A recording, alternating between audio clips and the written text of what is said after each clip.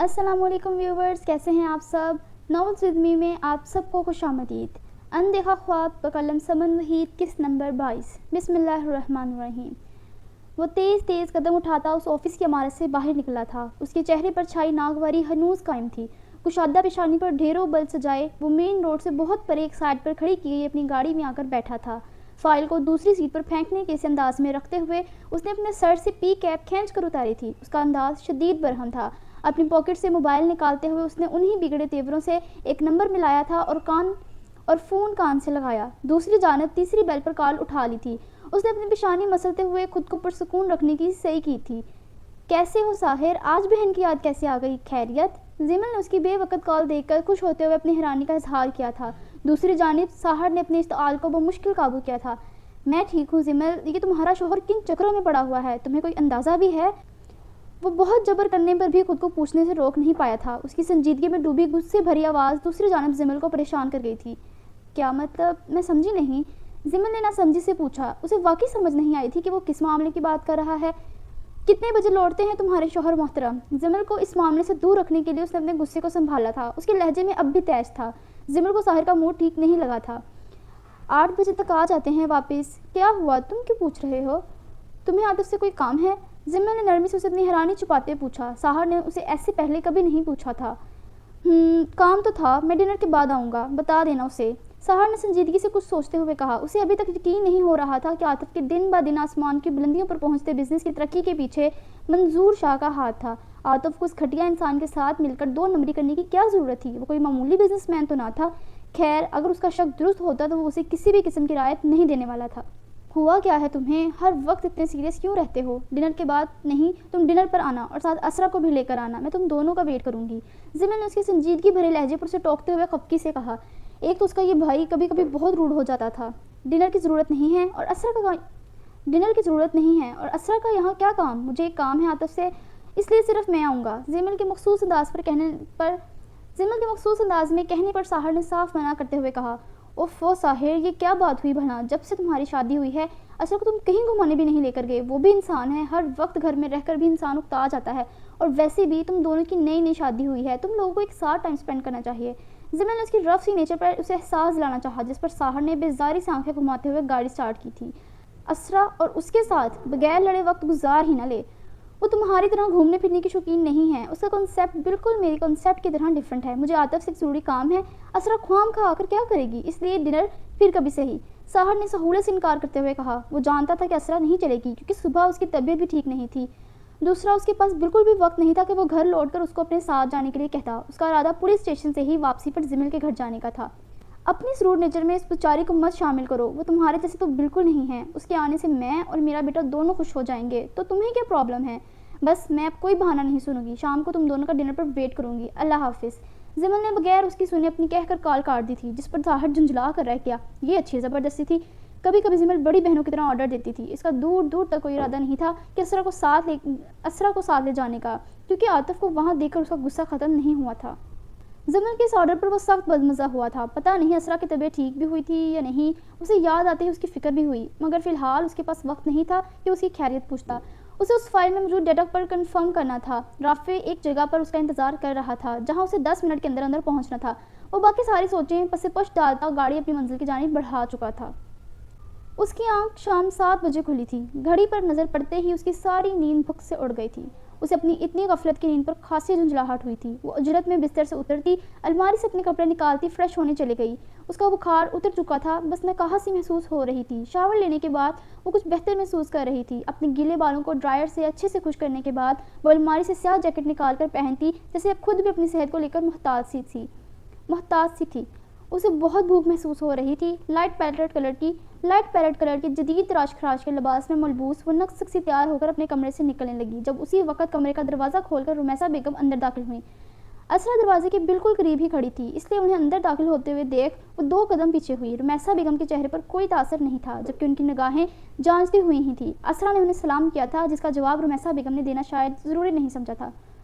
उठ गई तुम? कर ली नींद पूरी? रुमैसा बेगम ने उसकी तैयारी पर एक तनकीदी निगाह डालते हुए पूछा। जी आंटी, असरा ने अपने बाल कान के पीछे रचते हुए उन्हें देखते हुए जवाब दिया, जबकि उसे जाने क्यों रुमैसा बेगम का रवैया पहले की तरह सर्द लगा।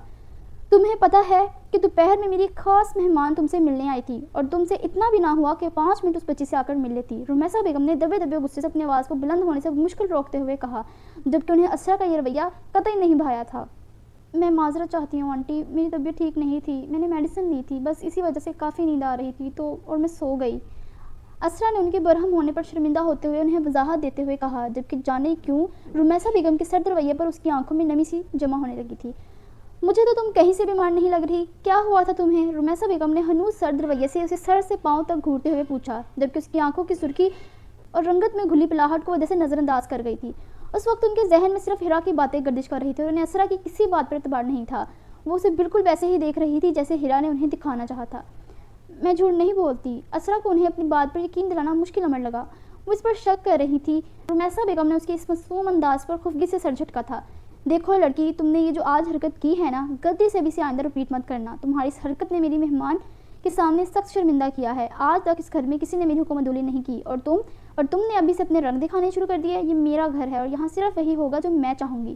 میرے گھر کے کچھ اصول ہیں جنہیں میں کسی کو توڑنے کی اجازت نہیں دیتی۔ یہ بات اپنے دماغ میں اچھے سے بٹھا لو، مجھے دوبارہ نہ بتانی پڑے۔ برہم سے لہجے میں اسے دیکھتے ہوئے خفگی سے بولی تھی۔ وہ اسرا سے سخت بدگمان نظر آتی تھی۔ اسرا کا دل ان کے لہجے اور باتوں پر بری طرح دکھا تھا۔ اس نے اپنی آنکھیں ایک پل کو بند کر کے ان آنسوؤں کو باہر نکلنے سے روکا تھا۔ اب یوں سر جھکا کر کھڑے ہو کر خود کو مظلوم ثابت کرنے کی ضرورت نہیں ہے۔ نیچے آؤ اور ملازمہ کے ساتھ مل کر ڈنر کی تیاری کرواؤ۔ اپنی باتوں پر اس کے سر جھکانے پر وہ جھنجھلائی تھی۔ یہ لڑکی سچ میں اتنی فرمانبردار تھی یا یہ سب بھی ڈرامہ تھا؟ اپنی اسی جھنجھلاہٹ میں وہ حکمیہ لہجے میں اسے کہتی، اس پر ایک نظر ڈال کر کمرے سے باہر نکل گئی، جبکہ اسرا کی خاموشی نے انہیں بے چینی میں مبتلا کر دیا تھا۔ ان کے جانے کے بعد اسرا نے اپنی آنکھوں میں کب سے جمع ہوئے آنسوؤں کو بہنے سے روکا نہیں تھا، بلکہ بہنے دیا تھا۔ رمیسا بیگم کی باتوں نے اسے اضطراب میں مبتلا کر دیا تھا۔ ایک پل کو اس کا دل چاہا کہ وہ کہیں بھاگ جائے، وہ مزید کسی کی نگاہوں میں اپنے لیے شک، غصہ، نفرت اور کسی کو خود سے متنفر نہیں دیکھ سکتی تھی۔ مگر جانے یہ کیسی قید تھی جس سے رہائی ملنے میں ہی نہیں آ رہی تھی؟ یہ قید تو کسی عذاب سے کم نہ تھی۔ اب اس کی ہمتیں متنزل ہونے لگی تھی۔ اس کا دل جیسے مزید کسی کی نفرت برداشت کرنے کی طاقت نہ رکھتا ہو۔ وہ اپنی حالت پر خود ترسی سے زخمی سا مسکراتی اپنے آنسو پونچھ کر کمرے سے باہر نکل گئی۔ شاید یہی سب اس کی قسمت میں تھا۔ گھر سے آتی بار بار کال کو وہ چاہ کر بھی اگنور نہیں کر پایا تھا، اس لیے جھنجھلاتے ہوئے اس نے کوئی 10ویں کال پر فون پک کر لیا تھا۔ اس نے جیسے ہی فون یس کر کے کان سے لگایا تو دوسری جانب تائے جان کے بری طرح سے رونے کی آواز سنائی دی، جس نے اسے پریشانی میں مبتلا کر دیا۔ وہ ایک پل کو اپنی ماں کے رونے پر تڑپ کر رہ گیا۔ اس نے پریشان ہوتے ہوئے ان سے وجہ پوچھی تھی، جس کے جواب میں وہ کافی دیر تک روتی اس کا صبر آزماتی رہی تھی۔ ہوا کیا ہے؟ آپ رو کیوں رہی ہیں؟ گھر پر سب ٹھیک ہے نا؟ حازم نے انہیں چپ کرواتے ہوئے نرمی سے مگر بے چینی سے پوچھا تھا۔ کچھ ٹھیک نہیں ہے حازم، ہم لٹ گئے، برباد ہو گئے، تیرے ابا کی دکان کو آگ لگ گئی، کچھ نہیں بچا، سب تباہ ہو گیا، لاکھوں کا نقصان ہوا ہے، ہائے اب ہم کیا کریں گے؟ پتہ نہیں کس کی کالی نظر کھا گئی تیرے ابا کے کاروبار کو، تیرے ابا صدمے سے بیمار ہو گئے ہیں، ہسپتال میں داخل ہیں، تو آ جا فوراً۔ تائی جان نے رونے کے دوران ہی رک کر اپنی بات پوری کی تھی، جس پر حازم کا رنگ ایک پل کو فک ہوا تھا۔ وہ تائی جان سے تفصیل پوچھنا چاہتا تھا کہ آخر یہ سب ہوا کیسے، مگر وہ بتانے کی پوزیشن میں نہیں لگ رہی تھی، اس لیے اس نے حامی بھرتے ہوئے انہیں اپنے آنے کا یقین دلایا تھا اور فون بند کرتے ہی جانے کے لیے تیاری کرنے لگا۔ کاروبار میں ہوئے زبردست نقصان اور اپنے باپ کا سن کر وہ سچ میں پریشان ہوا تھا۔ اسے جلد از جلد گھر پہنچنا تھا۔ واجد یہاں موجود نہیں تھا۔ اس کے نمبر پہ ایک ٹیکسٹ چھوڑتا ہوا وہ عجلت میں اپنی پیکنگ کر کے 1 گھنٹے میں لاہور عارف والا کے لیے نکلا تھا۔ وہ دونوں 8:30 بجے کے قریب زمل کے گھر پہنچے تھے۔ زمل نے اسرا کو پرسنلی کال کر کے سحر کے ساتھ آنے کی تاکید کی تھی اور اس کا کوئی ایکسکیوز نہیں سنا تھا، جس پر وہ چاہ کر بھی انکار نہ کر پائی اور سحر کے آنے سے پہلے ہی وہ تیار ہو گئی تھی۔ سحر تو گھر آ کر اسے پہلے سے تیار دیکھ کر اپنی بہن کی تیزیوں پر اسے سراہے بغیر نہ رہ سکا تھا۔ ان کے آنے سے پہلے عاطف گھر پر موجود تھا۔ اسے دیکھ کر سحر کے تاثرات پھر سے سنجیدہ ہو گئے تھے۔ وہ چاہ کر بھی مسکرا نہ سکا، جبکہ ڈائننگ ٹیبل پر سب نے خوشگوار ماحول میں ڈنر کیا تھا۔ عاطف کی فیملی کی نگاہیں تو سحر کی حسین بیوی پر جم سی گئی تھی، جو کہ شاید کم بولتی تھی۔ وہاں موجود سبھی اس نازک سی لڑکی کو دیکھ کر سحر کی قسمت کو سراہے بغیر نہ رہ سکے تھے۔ عاطف اور زمن نے تو دل سے ان کی مہمان نوازی کی تھی۔ حنان تو ان دونوں کے آنے پر خوشی سے جھوم ہی اٹھا تھا اور وہ تو اسرا کے ساتھ جڑ کر بیٹھا ہوا لہانہ نگاہوں سے اپنی مامی کو دیکھ کر خوش ہو رہا تھا۔ ان دونوں کے آنے سے جیسے ان کے گھر کی رونق بڑھ سی گئی تھی۔ کھانے کے بعد زمن اسرا کو اپنے ساتھ لیے اپنے کمرے میں چلی گئی تھی اور سحر عاطف کے ساتھ ڈرائنگ روم میں گہری خاموشی چھائی ہوئی تھی۔ اس کی منظور شاہ کے ساتھ ہوئی آج کی میٹنگ کے بارے میں پوچھنے پر عاطف پہلے تو بہت حیران ہوا تھا اور پھر سحر کی آنکھوں میں چھائی گہری سنجیدگی کے ساتھ ساتھ اس کی پیشانی پر پڑے بلوں سے اندازہ لگا سکتا تھا کہ وہ اس کے بارے میں کیا سوچ رہا ہوگا۔ دوسرا، وہ اپنے سالے کے افلاطونی قسم کے غصے سے ناواقف تو ہرگز نہ تھا۔ اس نے اس معاملے کو مزید چھپانا ضروری نہیں سمجھا اور چیئر پر بیٹھتے ہوئے تھکے سے انداز میں اسے شروع سے آخر تک سب بتا دیا، جس پر سحر حنان کی کڈنیپنگ والی بات پر جس قدر شدید مشتعل ہوا تھا اس بات کا اندازہ اس کے سرخ ہوتے کان اور سرخ چہرے سے لگایا جا سکتا تھا۔ ہانی صرف تمہارا بیٹا نہیں ہے، تمہاری اس فضول کی ضد میں اگر اس بچے کو کچھ ہو جاتا تو کون ذمہ دار ہوتا؟ تم ایسی میچور حرکت کر بھی کیسے سکتے ہو؟ تم چاہتے تو اس معاملے کو آفیشلی مجھ سے ڈسکس کر سکتے تھے، اس میٹر میں اتنا انوالو ہوئے بغیر بھی تم اس سے نکل سکتے تھے، مگر نہیں، تمہیں تو جانے ہم سے کیا مسئلہ تھا؟ تمہاری شان میں کمی نہ آ جاتی اگر تم میری مدد لے لیتے؟ اور اب اس کمینے کے ساتھ اپنا بزنس برباد کرنے کے بعد تمہیں احساس ہو رہا ہے اپنی غلطی کا؟ اس کی ساری بات سننے کے بعد ساحر کو عاطف کے فیصلے پر اتنا غصہ آیا تھا کہ وہ اپنا لہجہ درست نہیں رکھ پایا تھا۔ اس کی آواز ضبط سے اور غصے کے زیادتی سے بھاری تھی۔ اس نے ٹیبل پر ہاتھ مارتے ہوئے جیسے اس آدمی کو مزید سخت الفاظ کہنے سے خود کو روکا تھا، جبکہ اس کے لہجے میں کوئی لحاظ مروت نہ تھا۔ عاطف اس کے غصے سے واقف تھا، اسی لیے وہ اپنی غلطی پر شرمندہ ہونے کے ساتھ ساتھ خاموش تھا، جبکہ ساحر اس سے پہلے کہ مزید اسے کچھ کہتا جب اس کی نظر دروازے میں کھڑی اسرا پر پڑی، جس کی آنکھوں کی بے یقینی کو وہ پہلی نظر میں مانگ چکا تھا۔ اسرا نے حیرانی سے اس کا یہ روپ دیکھا تھا، وہ بہت سختی سے عاطف سے بات کر رہا تھا، یوں جیسے وہ اس کا کوئی مجرم ہو۔ تم یہاں کیا کر رہی ہو؟ اسے دروازے میں استادہ دیکھ ساحر سپاٹ چہرے سے اس کی جانب دیکھ کر بولا تھا۔ اس کا انداز مجتہد تھا، تنے خوبرو نقور سے سجا مغرور چہرہ اور شکنوں سے سجی روشن پیشانی مقابل کو اس کے روب میں لانے کے لیے کافی تھی۔ اسرا نے اپنی حیرانی سے ہوئے نیم والے لبوں کو بند کرتے ہوئے تھوک نکلا تھا۔ اسے بھی اس کے یوں غصہ کرنے سے ڈر لگتا تھا۔ وہ لبوں پر زبان پھیرتی خود کو نارمل ظاہر کرتی اندر آئی تھی۔ آپ کا فون رہ گیا تھا، میں یہ دینے آئی تھی۔ اسرا نے عاطف کی موجودگی میں اس پر ایک نظر ڈال کر فون اس کی جانب بڑھاتے ہوئے کہا، جس پر اس نے سنجیدگی سے فون اس کے ہاتھ سے لے لیا تھا۔ اس کا انداز بہت روکھا تھا۔ عاطف نے ایک ترہم بھری نگاہ اس بیچاری پر ڈالی تھی۔ اسے کیا پتا تھا کہ اس کے شوہر میں اس وقت جن آئے ہوئے تھے۔ جاؤ یہاں سے، سپاٹ لہجے میں اسے جانے کا حکم دیتا اسے زہر ہی لگا تھا۔ اسرا لب بھنج کر باہر نکل گئی۔ اسے بھی کوئی شوق نہیں چڑھا تھا یہاں آنے کا۔ زمل نے زبردستی اس کا موبائل اسے تھما کر یہاں بھیجا تھا، اور یہاں نواب صاحب کے مزاج ہی درست نہیں ہونے میں آ رہے تھے۔ اسرا سر جھٹک کر لاؤنج میں اپنی جانب آتے حنان کے پاس چلی گئی۔ پہلے کی بات مت کرو، میں مانتا ہوں ماضی میں مجھ سے بہت سی غلطیاں ہوئی ہیں، لیکن میں نے کبھی حنان کی زندگی پر کمپرومائز نہیں کیا۔ اس نے مجھے میری کمزوری سے ہی بلیک میل کیا تھا۔ جب تک یہ ڈیل پوری نہیں ہو جاتی میں حنان کی زندگی پر کوئی رسک نہیں لے سکتا، اس لیے اس سے نکلنے کا اب کوئی راستہ نہیں۔ میں اپنے بیٹے کے معاملے میں بے بس ہوں۔ عاطف نے بغیر اس کے غصے کا اثر لیے اسے اپنے عمل کی وضاحت دیتے ہوئے کہا، ہانی کو کچھ نہیں ہوگا، اس بات کی گارنٹی میں دیتا ہوں، اور اس سے نکلنے کا اب ایک ہی راستہ ہے۔ تم اس پر میرے ساتھ بحث نہیں کرو گے، تمہیں ہر حال میں میری بات ماننی پڑے گی۔ ساحر نے خود کو ریلیکس کرتے ہوئے اس معاملے کو سمجھداری سے سلجھانے کے لیے کچھ سوچ کر فیصلہ کن انداز میں کہا۔ عاطف نے اس کی جانب دیکھا تھا، جس کی پیشانی پر ابھی بھی بلب قائم تھے اور سنہری آنکھوں میں غصے سے سرخی موجود تھی۔ مگر وہ کیا اب بھی کوئی راستہ بچا ہے؟ عاطف نے بے چینی سے پوچھا۔ وہ تو خود اس دلدل سے نکلنا چاہتا تھا جہاں دن بہ دن اسے اپنے کندھوں پر بوجھ بڑھتا ہوا محسوس ہوتا تھا۔ ساحر نے ایک نظر بند دروازے کو دیکھتے ہوئے اسے اپنے ذہن میں پلان کے بارے میں آگاہ کرتے ہوئے کہا، جس پر ایک پل کو عاطف کا سانس رکا تھا۔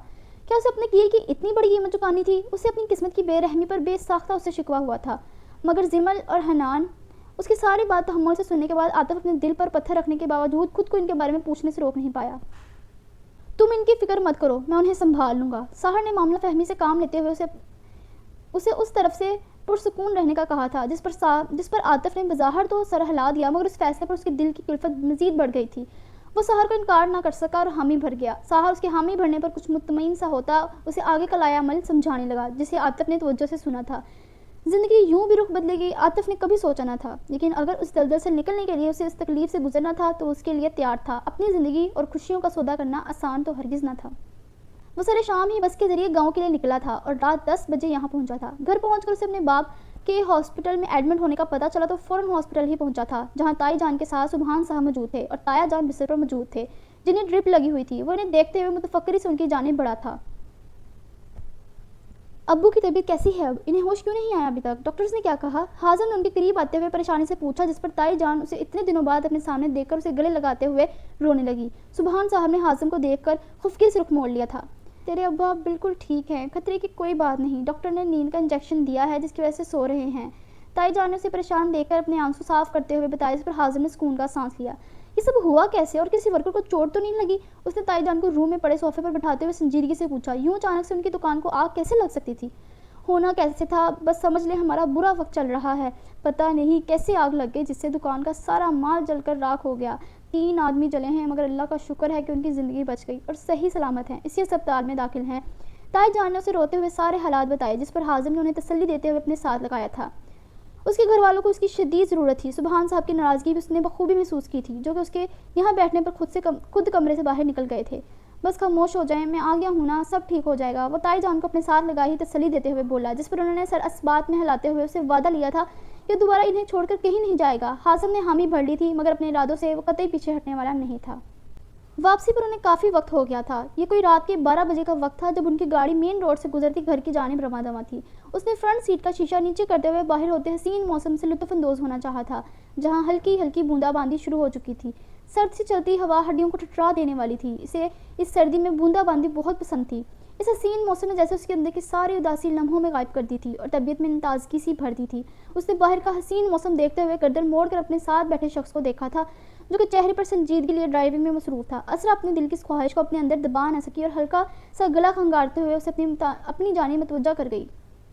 کیا آپ تھوڑی دیر کے لیے گاڑی روک سکتے ہیں؟ مجھے ابھی گھر نہیں جانا۔ اسرا نے التجائی سے لہجے میں شاید پہلی بار کوئی فرمائش کی تھی، جس پر ساحر پہلے تو حیران ہوا تھا اور پھر اگلے ہی لمحے اس حیرانی سے نکلتا اس کی بات کی نفی کر گیا۔ گاڑی روک کر کیا کرنا ہے، اور اگر گھر نہیں جانا تو پھر کہاں جانا ہے؟ اس نے اس کی بات کی وضاحت مانگتے ہوئے نہ سمجھے اسے دے کر پوچھا۔ مجھے روڈ پر واک کرنی ہے۔ اسرا نے اسے اپنے ارادوں سے آگاہ کرتے ہوئے ایک نظر کھڑکی سے نظر آتے حسین موسم کو دیکھتے ہوئے کہا۔ یہ بات کہتے ہوئے اس کا رب ہی جانتا تھا کہ اس نے اپنے دل کی خواہش کے لیے اپنی انا کو سرے سے فراموش کیا تھا۔ ہرگز نہیں، تمہاری طبیعت نہیں ٹھیک، اور اس ونڈو کو بند کرو فوراً سے پہلے۔ ساحر نے اس کی بچگانہ بات پر سنجیدگی سے منع کرتے ہوئے اسے کھڑکی بند کرنے کا اشارہ کیا۔ ابھی کل ہی کی تو بات تھی جب وہ تیز بخار میں مبتلا تھی۔ میں اب بالکل ٹھیک ہوں، پلیز 10 منٹ کے لیے، اسرا نے اصرار کرتے ہوئے کہا۔ وہ بس اس گاڑی سے اترنا چاہتی تھی۔ آج کتنے مہینوں بعد اس کی پسند کا موسم ہوا تھا اور وہ ہرگز اسے مس نہیں کرنا چاہتی تھی۔ اسے بس کچھ لمحوں کے لیے اس موسم کو محسوس کرنا تھا، جس کے لیے وہ اسے ریکویسٹ کرنے سے بھی خود کو روک نہ پائی تھی، کیونکہ کہیں نہ کہیں وہ اس پر ڈیپینڈ کرتی تھی، ورنہ تو کسی کی منتیں کرنا اس کی سرشت میں شامل نہ تھا۔ ساحر نے اس کے ضدی اور ملتجم انداز پر اسے ہلکا سا گھور کر دیکھا تھا اور بغیر نوٹس لیے دوبارہ ڈرائیو میں مصروف ہو گیا۔ اسرا کو اس کے رویے پر شدید حد تک احساس ہوا تھا۔ اسے خود پر غصہ آیا کہ آخر اس نے اس سے امید ہی کیوں رکھی۔ اس کی بات نہ ماننے پر وہ اپنے لب بھونجتی اپنی آنکھوں میں جمع ہوتے آنسو ٹوکنے لگی۔ اسے اس کے یوں اگنور کرنے پر برا لگا تھا، جس پر وہ چہرہ موڑ کر باہر دیکھتے ہوئے جیسے کچھ دیر پہلے کی اپنی بے خودی پر خود کو کوس رہی تھی۔ جب کچھ ہی لمحوں بعد گاڑی ایک جھٹکے سے رکی تھی، اسرا نے آنکھوں میں نمی لیے ہی بے یقینی سے چہرہ موڑ کر اس کی جانب دیکھا تھا، جو کہ روڈ کے کنارے ایک سائیڈ پر گاڑی روکتا ہوا ڈیش بورڈ سے کچھ نکال رہا تھا۔ اس نے ڈیش بورڈ سے 2 سیاہ ماسک نکالے تھے، ایک اس کی طرف بڑھایا تھا اور دوسرا اپنے چہرے پر لگاتا وہ گاڑی کا دروازہ کھول کر باہر نکلا تھا۔ وہ نہیں چاہتا تھا کہ یہاں کوئی انہیں پہچانے، جس پر اس نے احتیاطاً اسرا کے ساتھ خود بھی ماسک پہنا تھا۔ اسرا اس کے گاڑی سے باہر نکلنے پر آنکھوں میں آئی نمی کو عجلت میں صاف کرتی، اپنی شال سنبھالتی، چہرے پر ماسک پہنتی خود بھی اس کے پیچھے باہر نکلی تھی، جبکہ اس کے چہرے پر ایک خوبصورت سی مسکراہٹ خود بخود بکھر گئی تھی۔ ساحر اسرار کبھی کبھی اچھے کام بھی کر جاتا تھا۔ گاڑی کی ڈکی سے امبریلا نکال کر وہ گاڑی کو لاک کرتا ہوا اس کی جانب بڑھا تھا، جس کی ماں سے جھلکتی بادامی آنکھوں کی رونق ہی الگ تھی۔ اسرا کو کب کہاں کیا چیز خوش کرتی تھی یہ جاننا تھوڑا مشکل کام تھا۔ وہ فل بلیک کلر کی گھٹنوں کو چھوتی فراک میں ملبوس تھی، جس پر گولڈن کلر کا ہلکا پھلکا خوبصورت امبرائڈری ورک ہوا تھا۔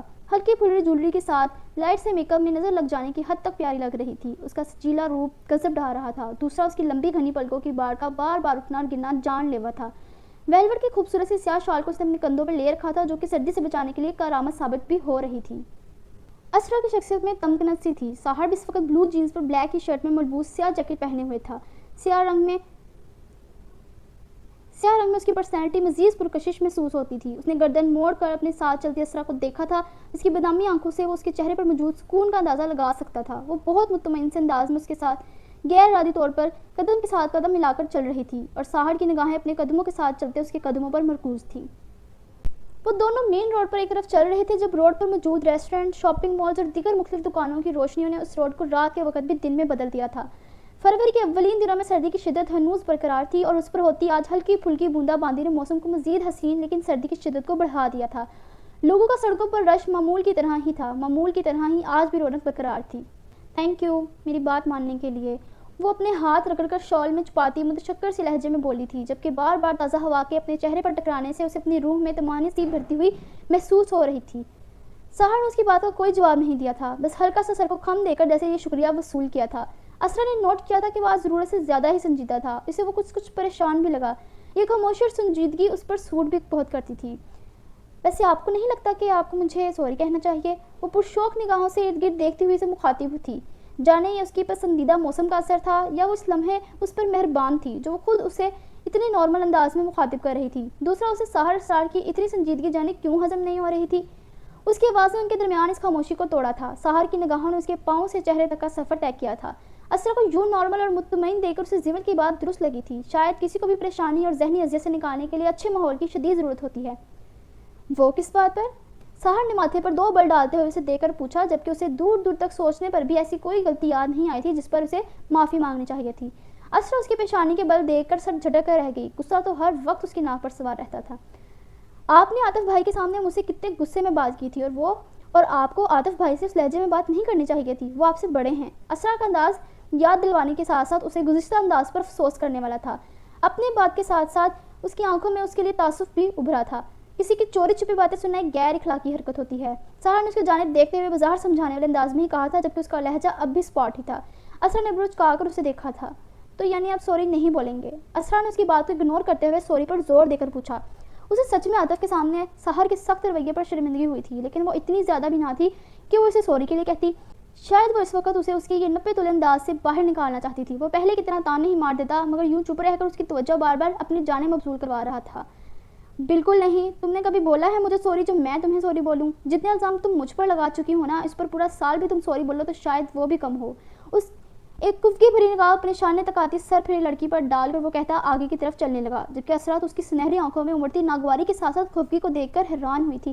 اس نے کون سا الزام لگایا تھا اس پر جو اس سے سوری کا دعوے دار تھا؟ اسرا پیچھے رہ جانے پر تیزی سے چلتی ہوئی اس کی ہم قدم ہوئی تھی۔ میں نے کون سے الزام لگائے ہیں آپ پر، ذرا بتائیے گا جس پر مجھے سوری کرنی پڑے؟ اسرا نے اس کے ساتھ چلتے ہوئے سر اٹھا کر ماس سے نظر آتی اس کی آنکھوں میں جھانک کر پوچھنا چاہا۔ بوندا باندی اب بارش میں تبدیل ہو رہی تھی۔ سحر نے بے ساختہ ہی اپنے ہاتھ میں تھامی امبریلا کو کھول کر سر پر کیا۔ تو کیا تمہیں سچ میں یاد نہیں؟ سحر نے بے ساختہ ہی اس کی بادامی آنکھوں میں جھانکتے ہوئے ٹھہرے ہوئے لہجے میں پوچھا۔ اس کی جادوئی سنہری آنکھوں میں اپنا عکس دیکھتے اسرا کے چلتے قدم تھم سے گئے تھے۔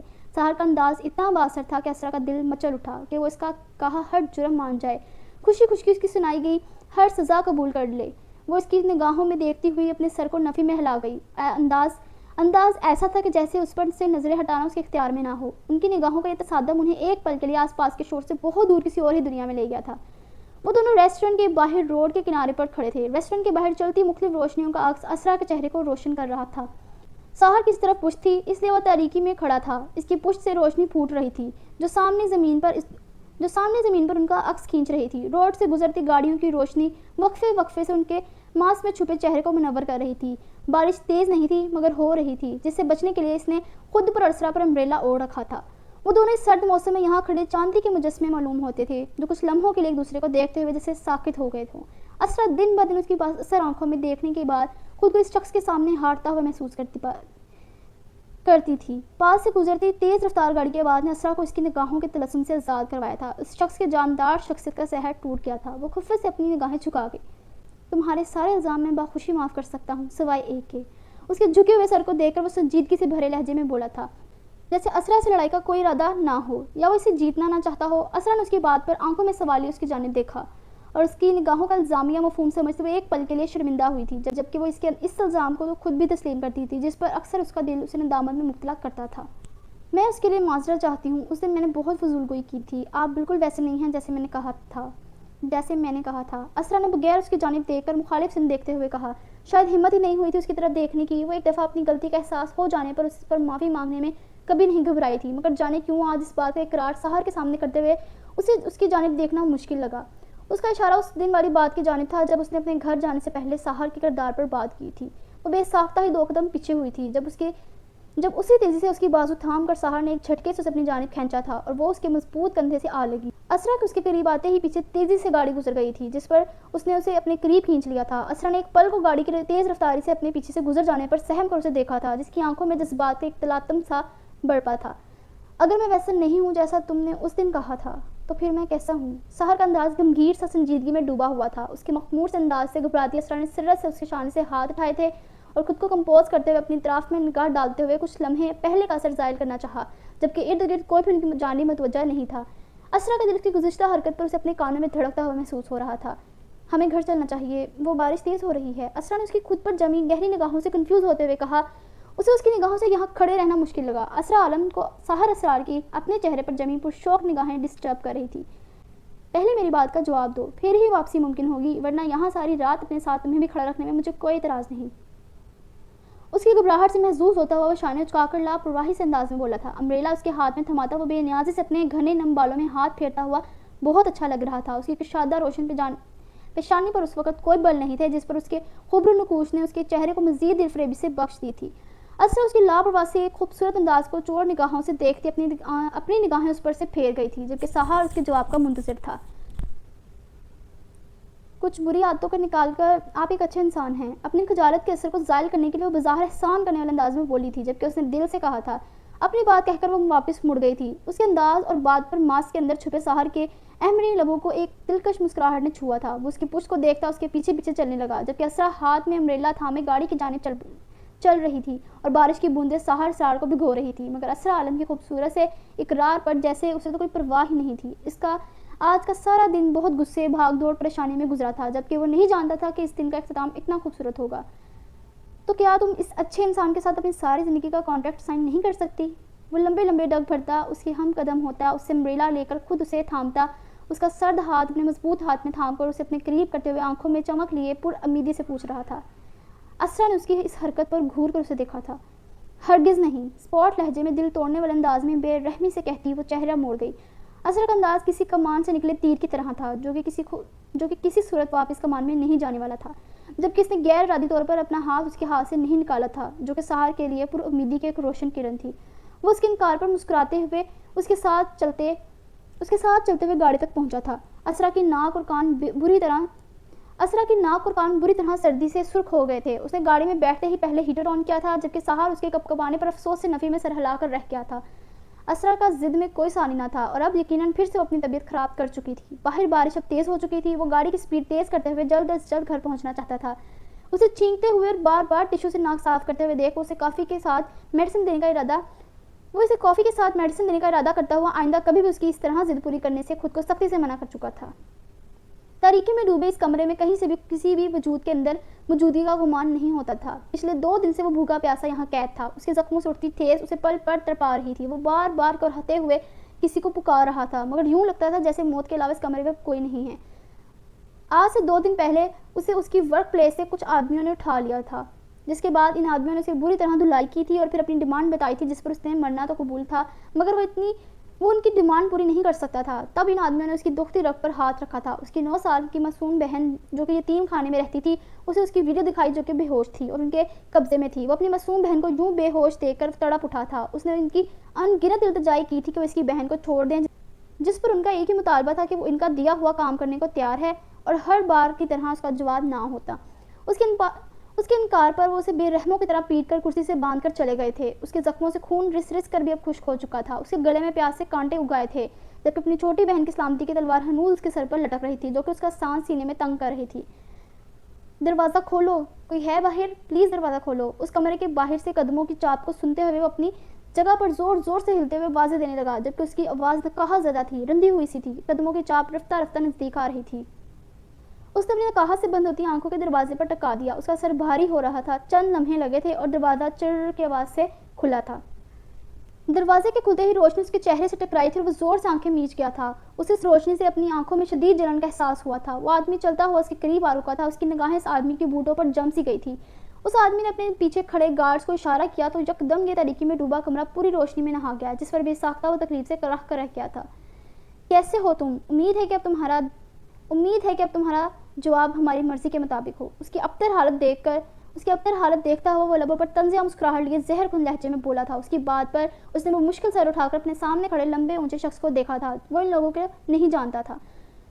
تم لوگ کون ہو اور کیوں اس کے پیچھے پڑے ہو؟ وہ میرا مائی باپ ہے، میں اس کے لیے اپنی جان تو دے سکتا ہوں پر اس کی جان نہیں لے سکتا، اس نے شدت تکلیف کے باوجود حلق کے بل چلاتے ہوئے کہا، جبکہ اپنے ہمدرد کا ذکر کرتے ہوئے اس کی آنکھوں سے آنسو تیزی سے بہنے لگے تھے۔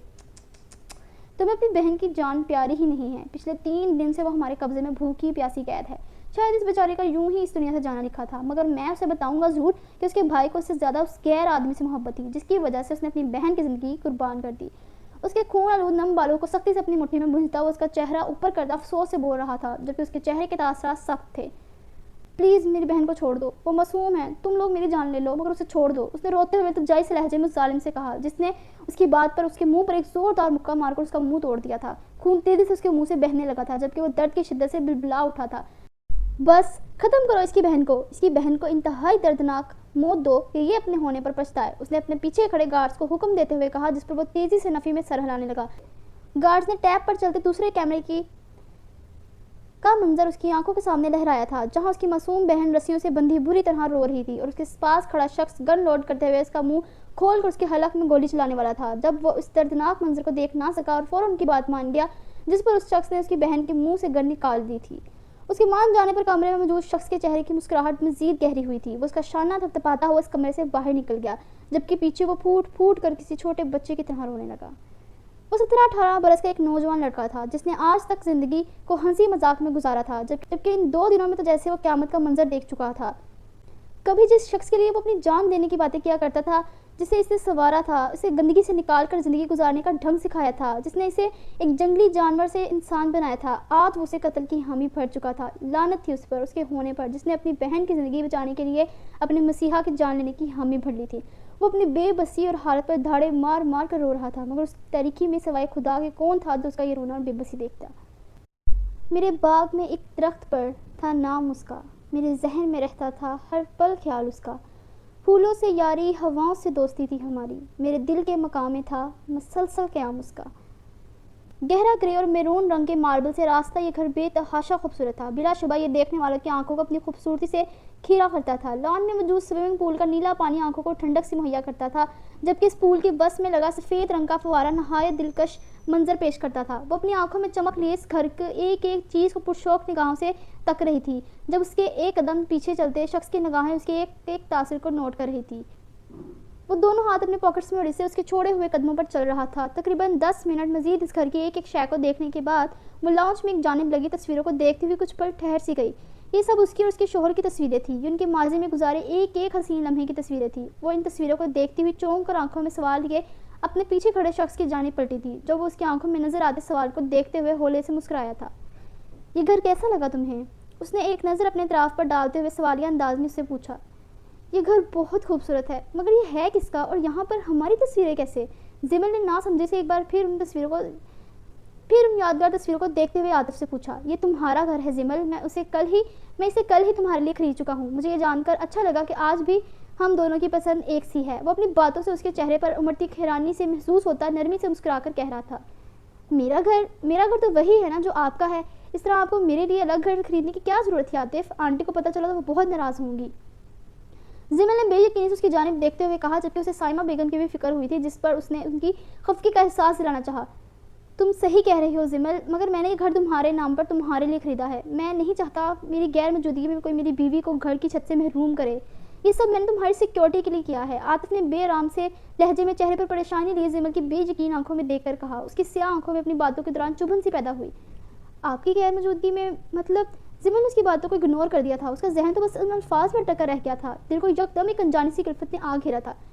یقین نہیں ہوتا کہ ہماری شادی کو 6 سال ہو گئے ہیں۔ مجھے آج بھی یاد ہے جب میں تمہارے ڈیڈ کو منانے کے لیے روزانہ اپنے ڈیڈ کو تمہارے گھر پہنچ جاتا تھا، تم سے ملنے کے لیے تمہارے ڈپارٹمنٹ میں گھنٹوں تمہارے فری ہونے کا انتظار کرتا تھا، تمہارے ہاتھ کی کافی پینے کے لیے میں حاشر کی بے تکی باتیں دیر دیر تک سنتا رہتا تھا۔ تمہیں پتہ ہے ڈیڈ میری دیوانگی دیکھ کر کہتے تھے کہ جتنی محبت میں نے تمہیں پانے کے لیے کی ہے اتنی اگر بزنس میں کرتا تو اب تک دنیا فتح کر چکا ہوتا۔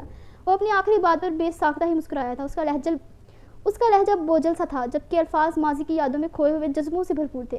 زمر نے اس کا یہ نیا روپ دیکھا تھا، وہ ماضی کی باتیں دہرا رہا تھا۔ زمر کو ماضی کا ایک ایک لمحہ یاد تھا، وہ کیسے بھول سکتی تھی؟ اس کی یہ بے قراریاں، اس کی محبت جسے دیکھ کر وہ خود کو اس دنیا کی خوش قسمت ترین لڑکی سمجھتی تھی۔ وہ اس کی خاموشی پر مزید اس کے بولنے کا انتظار کرنے لگی، جبکہ اس کے ماضی کو دہرانے پر اس کی آنکھوں میں نمی سی جمع ہونے لگی۔ گزرے لمحے کسی فلم کی طرح اس کی آنکھوں کے سامنے چلنے لگے۔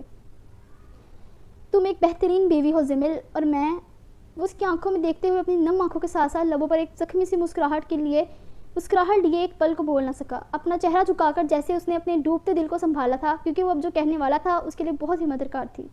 ندامت یہ تھا گہرائیوں میں ڈوبے اس کے لہجے میں ضبط کو محسوس کرتے زمل کی آنکھوں سے ایک آنسو ٹوٹ کر گرا تھا۔ اس نے کبھی نہیں چاہتا کہ وہ یوں کمزور پڑے۔ میں نے اپنے لفظوں سے، اپنے عمل سے تمہارا بہت دل دکھایا ہے زمل، میں ایک اچھا شوہر نہیں بن سکا، مگر میں اب ایک اچھا باپ اور اچھا شوہر بننے کی کوشش کر رہا ہوں۔ تو میری ماضی میں ہر کی کوتاہی دل سے معاف کر دینا۔ میں نہیں چاہتا کہ میرے جانے کے بعد جب تم مجھے یاد کرو تو تمہاری یادداشت میں کوئی بھی ایسا لمحہ آئے جو تمہیں میرے حوالے سے ہرٹ کرے۔ آج ان برے دنوں کو، ان بری یادوں کو یہی چھوڑ کر گھر جانا زمل، اور اپنے ذہن میں صرف اور صرف ان لمحوں کو محفوظ رکھنا جو میری محبت کے سنگ گزرے تھے، جن میں عاطف شیراز صرف اور صرف زمل کا تھا۔ وہ اس کا چہرہ اپنے دونوں ہاتھوں میں تھامے اس کی آنکھوں میں دیکھتے ہوئے ایک لفظ تقدیر لہجے میں کہہ رہا تھا۔ اس کا انداز ایسا تھا جیسے اس کے چہرے کے سارے نقوش وہ حفظ کر لینا چاہتا ہو، جیسے یہ آنکھیں آخری بار اپنی محبت کا دیدار کر رہی ہوں، جیسے یہ لمحہ اسے آج کے بعد میسر نہ ہونا ہو۔ اس کی باتوں اور انداز پر زمل کی آنکھوں سے آنسو تیزی سے رواں تھے۔ وہ نہیں سمجھ پا رہی تھی کہ وہ بار بار دور جانے کی بات کیوں کر رہا تھا، مگر جو بھی تھا اس لمحے اس کا دل بھی ایک انجانی سی بے چینی میں تڑپ رہا تھا۔ میں نے آپ کو معاف کیا عاطف، ہمارے درمیان کبھی کوئی نہیں آ سکتا، میں آپ کی اور صرف آپ میرے ہیں، زمل نے جیسے اسے یقین دلواتے ہوئے کہا کہ اس کے دل میں اس کے لیے کوئی بدگمانی نہیں ہے۔ وہ اس سے آج بھی اتنی ہی محبت کرتی ہے جتنی پہلے دن کرتی تھی۔ اس نے اپنی پیشانی اس کی پیشانی سے ٹکراتے ہوئے روتے ہوئے اپنے ایک لفظ پر زور دے کر کہا۔ زمل کا انداز ہارا ہوا تھا۔ زمل کا اقرار عاطف کے زخموں پر مرہم ہی تو ثابت ہوا تھا جس نے اس کے دل کی کلفت کو کئی گنا کم کر دیا تھا، اسے اس شرمندگی کے دلدل سے باہر کھینچ لیا تھا۔ وہ اس کی آنکھوں سے بہترین قیمتی موتیوں کو صاف کرتے ہوئے اس سے الگ ہوا تھا۔ مجھے جانا ہوگا زمل، میں مزید یہاں نہیں رک سکتا، اپنا اور حنان کا خیال رکھنا، اس گھر کے کاغذات تم تک پہنچ جائیں گے، 5 منٹ بعد ڈرائیور تمہیں لینے آئے گا، اس کے ساتھ گھر چلی جانا، عاطف نے اسے سمجھاتے ہوئے کہا، جبکہ زمل اس کی پوری بات سننے سے پہلے ہی نفی میں سر ہلاتی ہوئی اس کا بازو مضبوطی سے تھام گئی۔ انداز ایسا تھا جیسے اسے جانے نہیں دے گی۔ میں آپ کے بغیر کہیں نہیں جاؤں گی۔ اس کی باتوں پر وہ اپنی تیزی سے بہتے آنسوں کی پرواہ کے بغیر نفی میں سر ہلاتی ضدی سے لہجے میں بولی تھی، پلیز زمل، میرا جانا مشکل مت کرو، ہماری اس آخری ملاقات کا کسی سے ذکر مت کرنا، مجھے تمہاری دعاؤں کی شدید ضرورت رہے گی، میں اگر بچ گیا تو ہم دوبارہ ضرور ملیں گے، ورنہ ایک بات ہمیشہ یاد رکھنا، میں نے اس دنیا میں اگر کسی سے سچی محبت کی تھی تو وہ تم تھی، اور حنان میرے دل کا ٹکڑا ہے، اسے سنبھال کر رکھنا، فی امان اللہ۔ اپنی بازو پر اس کا کپکپاتا ہاتھ ہٹاتا وہ آخری الوداعی نگاہ اس پر ڈال کر مزید وہاں رکے بغیر لاؤنچ عبور کر گیا۔ زمل نے ساکت ہوئی نگاہوں سے اس کی پشت کو دیکھا تھا۔ اس کا ہاتھ اپنے ہاتھ سے جدا ہوتے ہی زمل کو لگا کسی نے اس کے دل کے سینکڑوں ٹکڑے کر دیے ہوں۔ اس نے ایک بے تاثر نگاہ اپنے خالی ہاتھ پر ڈالی تھی، جبکہ اگلے ہی لمحے وہ ٹرانس کسی کیفیت میں دروازے کی جانب بھاگی تھی۔ جب وہ اسے پورچ سے باہر کی طرف جاتا ہوا نظر آیا، اس نے دیکھا عاطف جاتے ہوئے اپنا موبائل سوئمنگ پول کے پانی میں اچھال گیا تھا۔ گیٹ کے باہر سیاہ رنگ کی چمچماتی ہوئی گاڑی پہلے سے کھڑی تھی، جس میں سے ایک آدمی سیاہ ماسک پہنے باہر نکلا تھا اور عاطف کے لیے فرنٹ سیٹ کا دروازہ کھول کر خود پچھلی سیٹ پر بیٹھ گیا۔ عاطف کے بیٹھے ہی وہ گاڑی زن سے آگے بڑھی تھی۔ زمل اپنے معاف ہوتے دماغ کے ساتھ سب کچھ سمجھنے کی کوشش کر رہی تھی جو کہ اس کی سمجھ سے باہر تھا، اور ڈبڈبائی آنکھوں سے وہاں کھڑی اس راستے کو دیکھتی رہی جہاں سے وہ گیا تھا، اور اسے جاتے ہی جاتے انتظار سونپ گیا تھا۔ چند لمحے گزرے تھے جب عاطف کا ڈرائیور وہاں آیا تھا، اس کی پورچ میں کھڑی گاڑی کی ڈرائیور سیٹ پر بیٹھتا ہوا اس کی جانب دیکھنے لگا۔ زمل مرے شکستہ قدم اٹھاتی گاڑی کا پچھلا دروازہ کھول کر اس میں بیٹھی تھی۔ اس کے بیٹھتے ہی ڈرائیور گاڑی گھر کے راستے پر ڈال چکا تھا۔ آپ نے اسے بتایا کہ اس کی ٹکٹ اسی ہفتے کی ہے؟ یہ لڑکی یہاں رہ کر اپنا آپ ضائع کر رہی ہے، بہتر ہے کچھ دنوں کے لیے پاکستان چلی جائے تاکہ اس کا ذہن کچھ فریش ہو، یاسر صاحب نے اپنی بیوی کی جانب دیکھتے ہوئے برہم سے لہجے میں کہا۔ انہیں جب پتہ چلا کہ ہیرا اب بھی سہار کے گھر جاتی ہے، انہیں اس کی حرکت بالکل اچھی نہیں لگی۔ اس کا کوئی حق نہیں بنتا تھا اس کی منگنی ختم ہونے کے بعد بھی وہاں جانے کا۔ دوسرا، وہ دن بدن بہت خودسر ہوتی جا رہی تھی۔ یاسر صاحب کے اس معاملے میں استفسار کرنے پر اس نے واضح کہہ دیا تھا کہ وہ ان کو جواب دہ نہیں۔ یاسر صاحب کے گستاخ لہجے پر ضبط کر کے رہ گئے تھے۔ جی صبح بتایا تھا، وہ جانے کے لیے تیار ہے، فائزہ بیگم نے ان کے سامنے چائے کا کپ رکھتے ہوئے افسردگی سے کہا۔ ہیرا کا رویہ تو انہیں بھی پریشانی میں مبتلا کرتا تھا۔ گڈ، آپ اس کے ساتھ چلی جائیے گا، میں ویسے بھی آنے والے دنوں میں بہت بزی رہوں گا، آپ لوگ وہاں ایک اچھا سا ٹائم گزار لیں گے، یاسر صاحب نے کچھ سوچتے ہوئے کہا۔ جیسا آپ کو مناسب لگے، فائزہ بیگم نے فرمانبرداری سے کہا، جس پر یاسر صاحب پرصوت انداز میں چائے پینے لگے، جبکہ انہیں ہیرا کی شدید فکر تھی جو کہ دن بدن اکڑ مزاج ہوتی جا رہی تھی۔ اپنی مرضی سے وہ گھر سے باہر نکلتی اور جب دل کرتا واپس لوٹتی۔ یہ سب صحیح نہیں ہو رہا تھا، انہیں جلد از جلد اس کا کوئی حل ڈھونڈنا تھا۔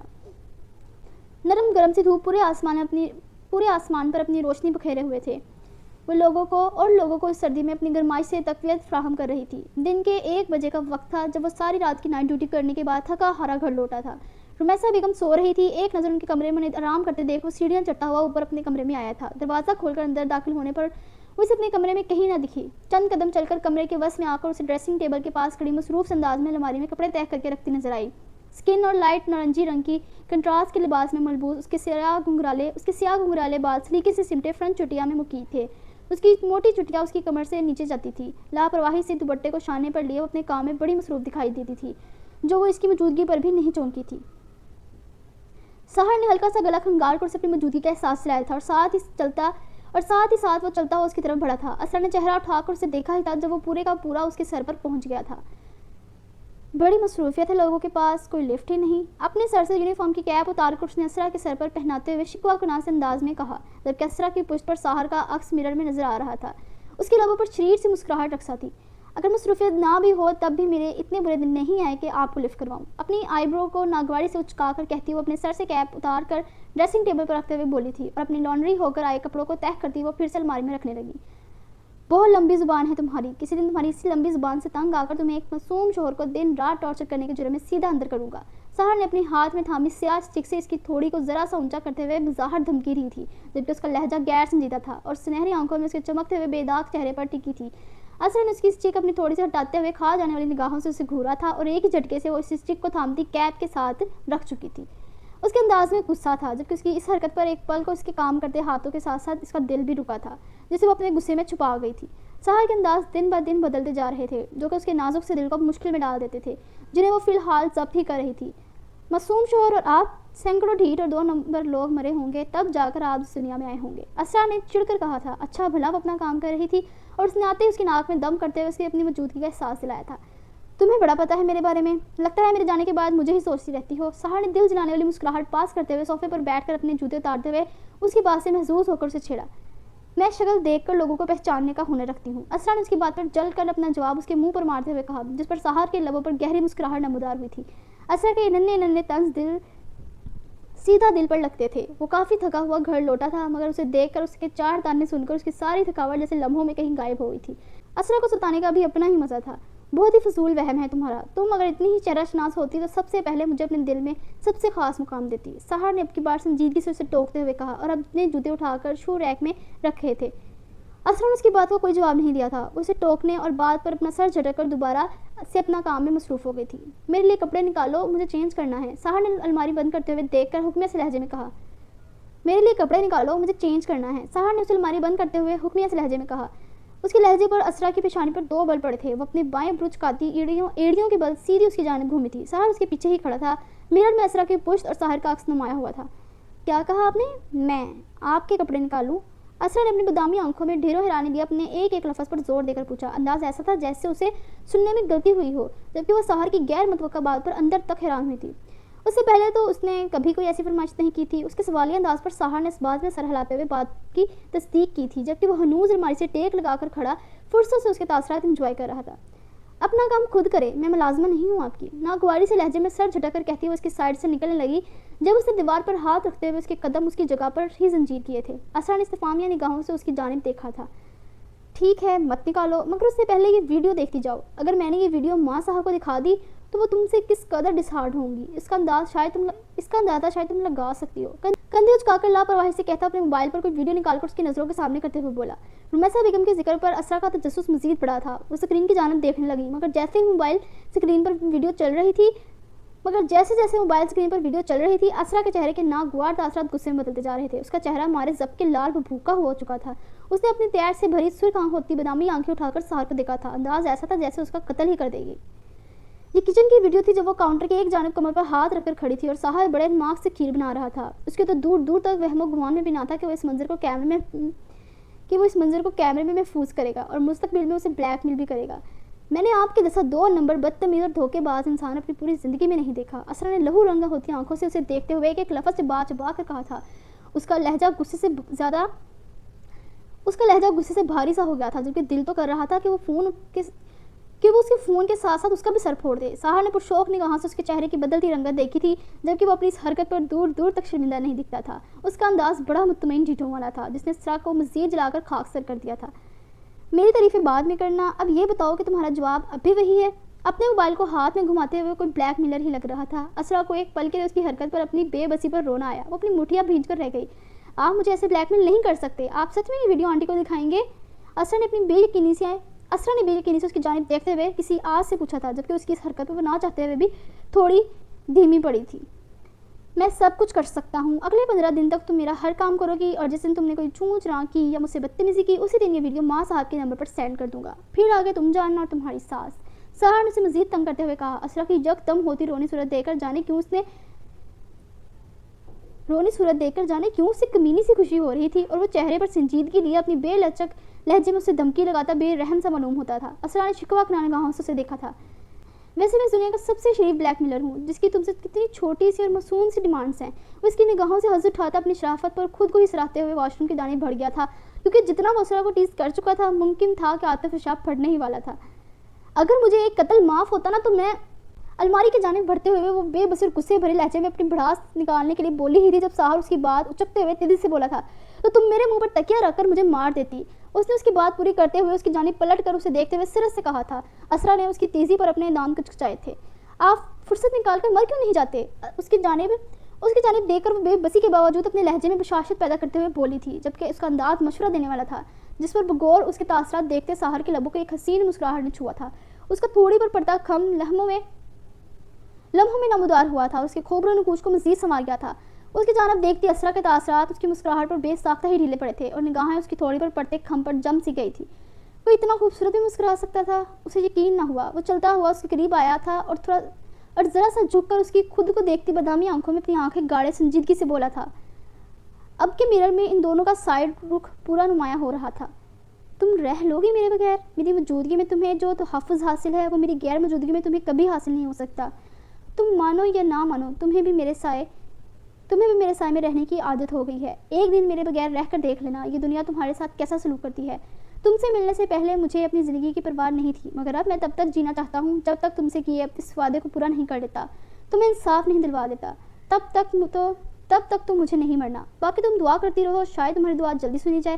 وہ سنجیدگی میں ڈوبے گہرے لہجے میں باور کروانے والے انداز میں اس کی نگاہوں میں جھانکتے ہوئے اس کی اس بات کا جواب دیتا ہوا پلٹ گیا تھا۔ اس کے لہجے کا قطعی پن ایک پل کے لیے اسرا کو منجمد کر گیا تھا۔ اسی وقت باہر ظہر کی اذان شروع ہوئی تھی۔ اسرا کا دل ایک پل کو کانپا تھا۔ وہ کسی کے مرنے کی کبھی دعا نہیں کر سکتی تھی۔ دل تو اس کے لفظوں کے سحر میں ایسا ڈوبا کہ اسرا کو اپنے کہے پر شرمندگی میں مبتلا کر گیا۔ اس نے اپنے شانے پر لیے دوپٹے کو کھولتے ہوئے سر پر لیا تھا اور دل ہی دل میں ایک انجانے سے خوف سے گھبراتے ہوئے اپنے کہے پر اللہ سے توبہ کی تھی۔ وہ اپنے لفظوں سے اس کا سکون کہیں غائب کر گیا تھا۔ اسرا نے وہ مشکل اس خیال سے دامن بچاتے ہوئے الماری سے اس کے کپڑے نکال کر بیڈ پر رکھے تھے اور مزید وہاں رکے بغیر اس کے لیے ناشتے کا کہنے نیچے چلی گئی، جبکہ یہ غیر ارادی عمل تھا۔ اس نے دیکھا تھا جب بھی صبح یا دوپہر کے وقت گھر آتا تھا اور میسا بیگم سے اس کی ناشتے کی ڈیمانڈ ہوتی تھی، اس لیے بغیر کہیں وہ کچن میں جا کر ملازمہ کو اس کا ناشتہ بنانے کا کہہ کر خود لان میں اپنے خرگوشوں کے پاس چلی گئی، جبکہ اس کے ذہن میں مسلسل اس کا کہا ایک جملہ بازگشت کر رہا تھا۔ میرے بغیر رہ لو گی تم؟ اسرا کے ذہن میں جیسے ایک جملہ اٹک کر رہ گیا تھا اور اس کا سکون غارت کر رہا تھا۔ اس نے بے ساختہ ہی اپنے سر میں درد سا اٹھتا محسوس ہوا۔ اس کرپٹ آفیسر کی کچھ فہمیوں کا کوئی علاج نہیں، اس نے اپنے دکھتے سر کو تھامتے جھنجھلا کر کہا۔ انداز اس کی باتوں سے جان چھڑوانے والا تھا، جس پر وہ مشکل سر جھٹکتی اپنے خرگوشوں کے پنجرے کے پاس جاتی انہیں ذات کرتی ان کی جانب متوجہ ہو گئی، مگر اس کے اندر مسلسل کچھ کھٹک رہا تھا جو اسے بے سکون کر رہا تھا۔ اکثر بے اختیاری میں کہیں کچھ باتیں آنے والے وقت کا الارم ہوتی ہیں جو بے دھیانی میں ہم بول تو دیتے ہیں، مگر مستقبل میں ان کے سچ ہونے پر ان کا بھاری ہرجانہ ادا کرنا پڑتا ہے۔ شام کے سائے ہر سو پھیلنے شروع ہو چکے تھے۔ پرندے اپنے گھروں کی جانب گامزن تھے۔ اس وقت آسمان پر نیلگوں سی روشنی ہر سمت پھیلنی شروع ہو چکی تھی۔ سڑک پر بھی ٹریفک کا خاصا رش تھا۔ وہ دونوں بہنیں ہاتھوں میں ڈھیر سارے شاپرز تھامے تیزی سے چلتے ہوئے مین روڈ کراس کرنے کے لیے کھڑی تھی۔ صدا کی ڈرپوک لائی نے اس ٹریفک کو دیکھ کر اپنی بڑی بہن کا بازو مضبوطی سے تھام رکھا تھا۔ آرزو نے اپنی چادر سر پر درست کرتے ہوئے سڑک کے ذرا سا خالی ہوتے ہی لائی کا ہاتھ تھام کر تیزی سے سڑک کراس کی تھی۔ وہ بھی دونوں بہنیں سڑک کراس کر کے دوسری جانب کھڑی اپنی گاڑی کی طرف بڑھ ہی رہی تھی جب اچانک سے ایک تیز رفتار گاڑی نے ان کے بے حد قریب آ کر بریک لگائی تھی۔ ٹائروں کی چرچرانے کی آواز اور خوف کے مارے لائی تو باقاعدہ زمین بوس ہوئی تھی اور آرزو کے ہاتھ میں تھامے سارے شاپرز بھی سڑک پر بکھر گئے تھے۔ یہ سب لمحوں میں ہوا تھا۔ آرزو نے شاپرز کی پرواہ کیے بغیر لائی کو سنبھالا تھا جو کہ منہ کے بل دوسری جانب گری تھی۔ اپنے سامنے دو لڑکیوں کو اچانک سے آتے دیکھ وہ تیزی سے بریک لگاتا ہوا انہیں بہت مشکل گاڑی کے نیچے آنے سے بچا پایا تھا۔ گاڑی کے رکتے ہی وہ فکر مندی سے فوراً باہر نکلا تھا اور سڑک پر گری لڑکی کو اٹھانے کے لیے اس کی جانب بڑھا تھا جب وہاں آرزو کو دیکھ کر اس کے اس لڑکی کی جانب بڑھتے ہاتھ ایک پل کو رکے تھے۔ رافل لمحوں میں سیدھا ہوا تھا، اس کے چہرے کے تاثرات لمحوں میں بدلے تھے۔ آرزو نے لائی کو زمین سے اٹھایا تھا اور اس کی مٹی سے لوٹ ہوئے کپڑے جھاڑے۔ لائی کی دونوں کوہنیاں بری طرح چھل گئی تھی۔ اس پر حد درجہ حساس لائی کے آنسو سیکنڈوں میں بہتے اس کے گال بھگو گئے۔ تم اندھے ہو کیا یا ہمیں سامنے سے آدھا دے کر جان بوجھ کر اندھے بن گئے تھے؟ آرزو نے اپنے سامنے غیر متوقع طور پر رافع جمال کو دیکھ کر ازحد غصے سے چلاتے ہوئے کہا۔ رافع نے اس کے چلانے کی پرانی عادت پر اپنے کان کی لو مسلی تھی۔ لائی ہونک سے نگاہوں سے بغیر پلکے جھپکے رافع جمال کو دیکھ رہی تھی۔ اسے تو جیسے اپنی ساری تکلیفیں لمحوں میں بھول گئی تھی۔ یاد تھا تو بس اتنا کہ اس کے سامنے کھڑا شخص غیر نہیں تھا۔ اگر میں وقت رہتے تم لوگوں کو دیکھ لیتا تو ہرگز بریک نہ لگاتا، کم از کم اس زمین سے کچھ خود غرض لوگوں کا بوجھ تو کم ہوتا۔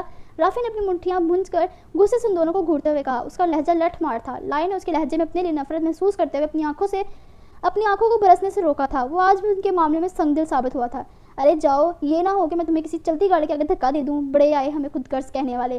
آرزو نے وارننگ دیتے ہوئے کھا جانے والی نظروں سے اسے دیکھتے ہوئے کہا۔ ارد گرد لوگ رک رک کر یہ تماشا دیکھنے لگے۔ سڑک پر ان کا سامان بکھرا پڑا تھا، جبکہ رافع اور آرزو دونوں کے چہرے غصے سے سرخ ہو رہے تھے۔ سڑک کی دوسری جانب کھڑا ان کا ڈرائیور بھاگ کر آیا تھا اور آ کر آرزو کو سمجھاتے ہوئے یہاں سے چلنے کے لیے کہنے لگا، ساتھ ہی ساتھ نیچے جھک کر سڑک پر بکھرا سامان اٹھانے لگا۔ رافع حقارت امیز نگاہوں سے پہلے آرزو اور پھر اس کے پیچھے چھپی کھڑی لائی کو دیکھ کر وہاں رکا نہیں تھا، تیزی سے اپنی گاڑی میں سوار ہو کر وہاں سے چلے گیا تھا، جبکہ اس کا موڈ بری طرح ڈسٹرب ہو چکا تھا۔ دیکھا تم نے لائی، اس بغیرت کو اس کی سائڈ لیتی تھی تم، یہ قابل رحم ہے؟ وہ ازحد غصے سے پلٹتے اپنی چھوٹی بہن کو دیکھتی کڑتے ہوئے بولی تھی۔ لائی خود بھی اس کے رویے پر بری طرح شرمندہ ہوئی تھی۔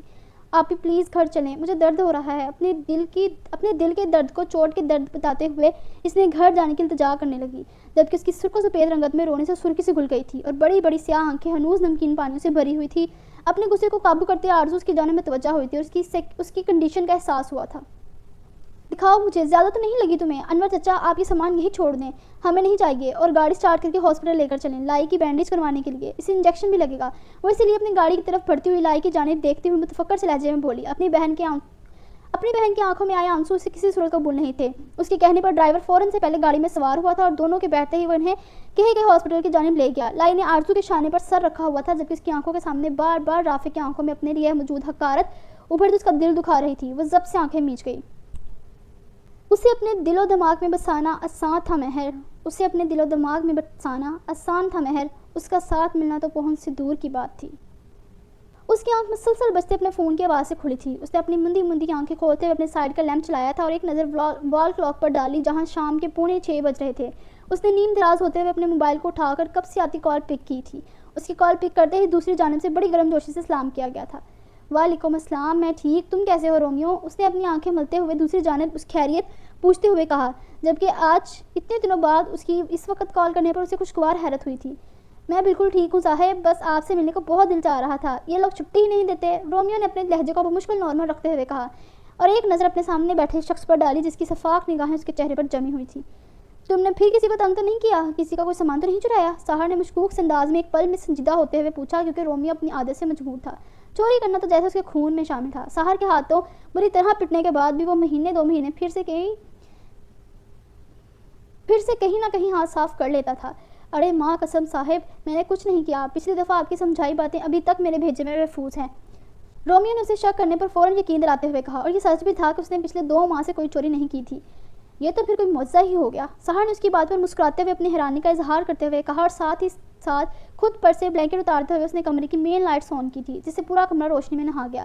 اصل کمرے میں کہیں بھی نہیں تھی۔ وہ ساری رات کا تھکا ہوا تھا، اس لیے کھانا کھانے کے بعد ظہر کی نماز پڑھ کر سو گیا تھا، جس کے بعد اس کی آنکھ اب رومیو کے بار بار فون کرنے پر کھلی تھی۔ مجھے آپ سے بہت ضروری بات کرنی ہے صاحب، آپ مجھ سے آج رات ملنے آ سکتے ہیں؟ رومیو نے اپنے سوکھے ہوئے لبوں پر زبان پھیرتے ہوئے لہجے میں بے قراری پیدا کرتے ہوئے پوچھا۔ نہیں، آج رات تو مجھے بہت ضروری ایک جگہ جانا ہے، کل پولیس اسٹیشن سے واپسی پر آؤں گا تمہارے پاس، اوکے؟ ساحر نے اپنی مصروفیت سے آگاہ کرتے ہوئے سنجیدہ سے لہجے میں کہا۔ اوکے صاحب، میں کل رات آپ کا انتظار کروں گا، رکھتا ہوں، اللہ حافظ۔ رومیو نے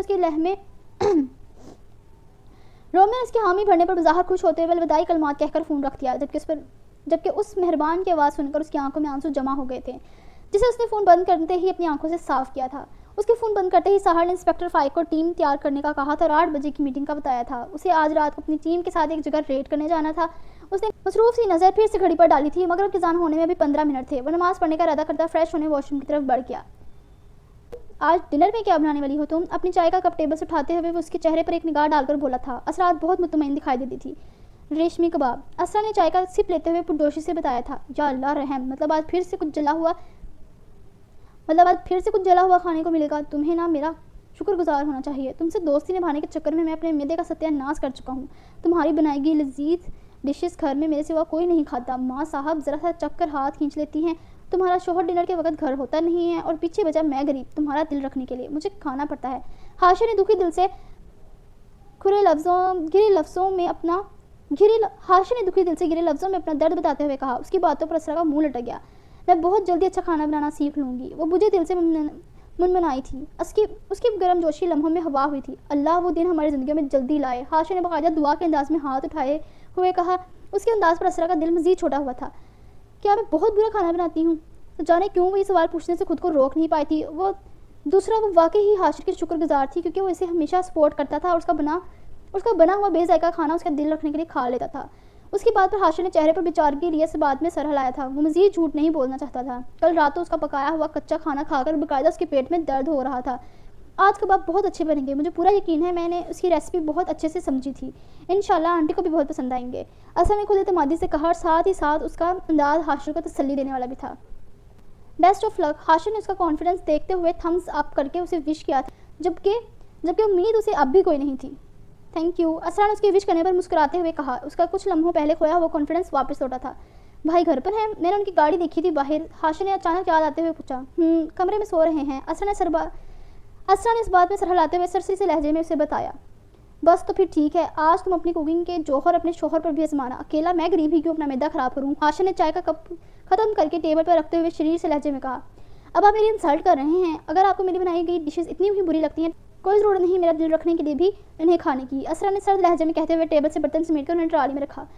ایک تو تم ناراض بہت جلدی ہوتی ہو. میں تو بس مذاق کر رہا تھا. حاشر نے اسے منہ پھلاتے ہوئے دیکھ کر فوراً سلا جو لہجے میں کہا تھا. اسرا کی ناراضگی اسے ہضم نہیں ہوتی تھی. اسے اسرا بھی زمل جتنی ہی عزیز تھی. اسرا نے اس کے ایک دم بدلنے پر اسے گھورتے ہوئے دیکھا تھا جس پر حاشر نے اپنے دانتوں کی نمائش کی تھی. اسرا نہ چاہتے ہوئے بھی اس کی شکل دیکھ کر مسکرا دی.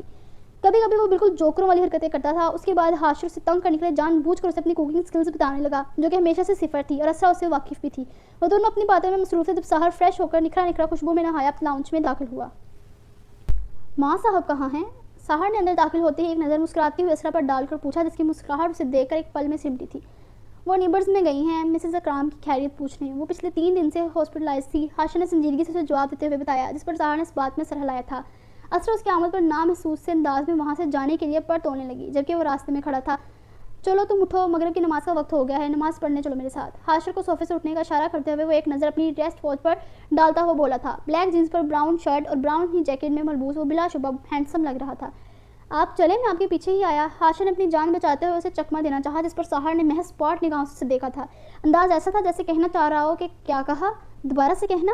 حاشر اس کی اسپاٹ نگاہوں پر بظاہر مسکراتا فوراً سے پہلے جوتا پہن کر اس کے آگے لاؤن سے باہر نکلا تھا کیونکہ وہ جانتا تھا کہ وہ اپنے بھائی کو چکمہ نہیں دے سکتا.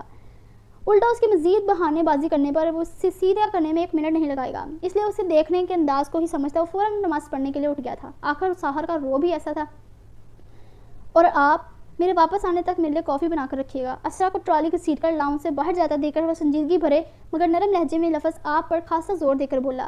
اسے خود کو آپ کہنے پر اسرا کو ہارٹ اٹیک آتے رہا تھا. اتنی عزت. اس نے اپنے سر کو جھٹکتے ہوئے مشکل سے حیرانی سے اپنا دامن چھڑایا تھا. وہ اپنی بات کہہ کر باہر نکلنے لگا جب اسے اپنی پشت پر اسرا کی لٹ مار سی آواز سنائی دی.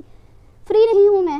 اسرا نے آگاہ کرنے والے لہجے میں بغیر اسے دیکھے کاندھے اچکا کر کہا. اس کے انکار پر سحر ایڑیوں کے بل واپس پلٹا تھا اور اسے بغور دیکھتے ہوئے اپنے پاکٹ سے موبائل نکالا. سحر کا انداز کچھ یاد دلوانے والا تھا. اس کے ہاتھ میں موبائل دے کر اسرا نے لب بھونجے تھے. میرا مطلب ہے کہ میں بھی مسلمان ہوں, مجھے بھی نماز پڑھنی ہے.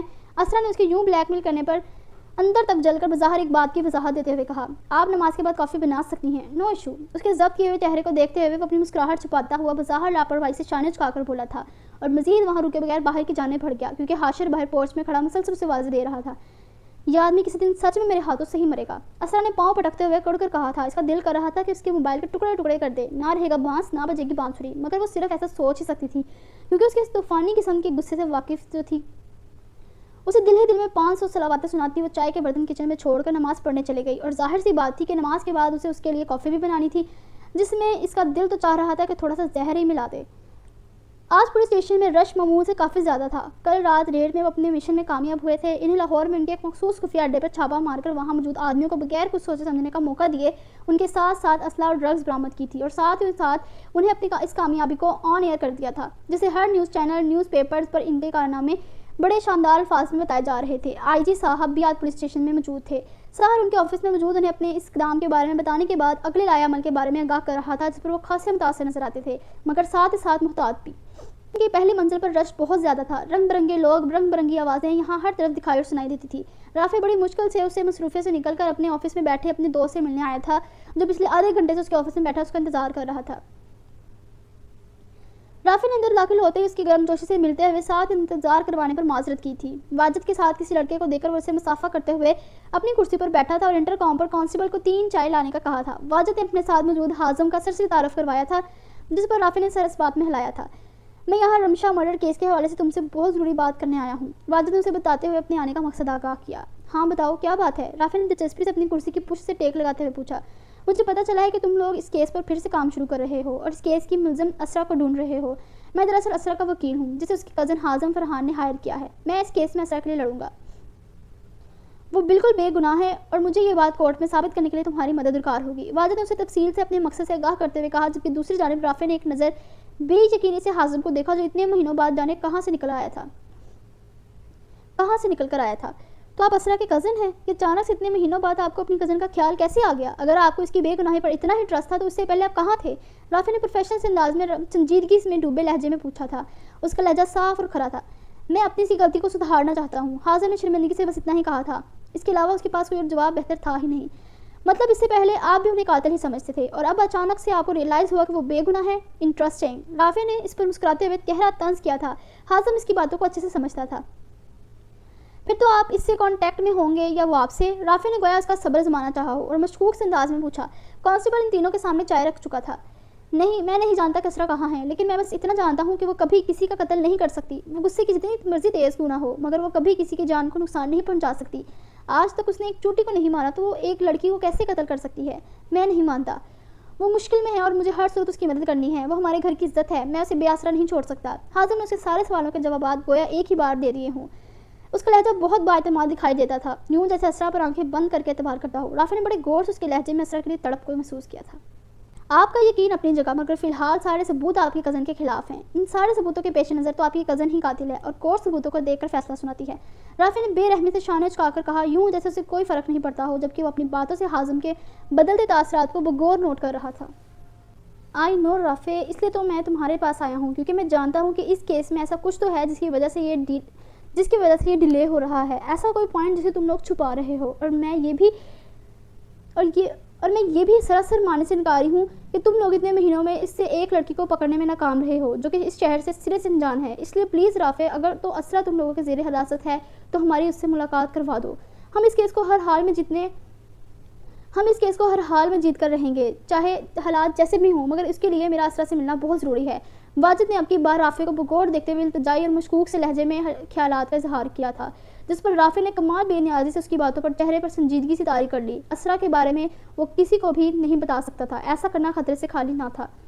وہ لڑکی اگر ہمارے پاس ہوتی تو ہم اس کیس کو کب کا ختم کر چکے ہوتے۔ ہمارا مین مقصد اصل مجرم کو پکڑنا ہے، چاہے وہ یہ لڑکی ہو یا کوئی اور۔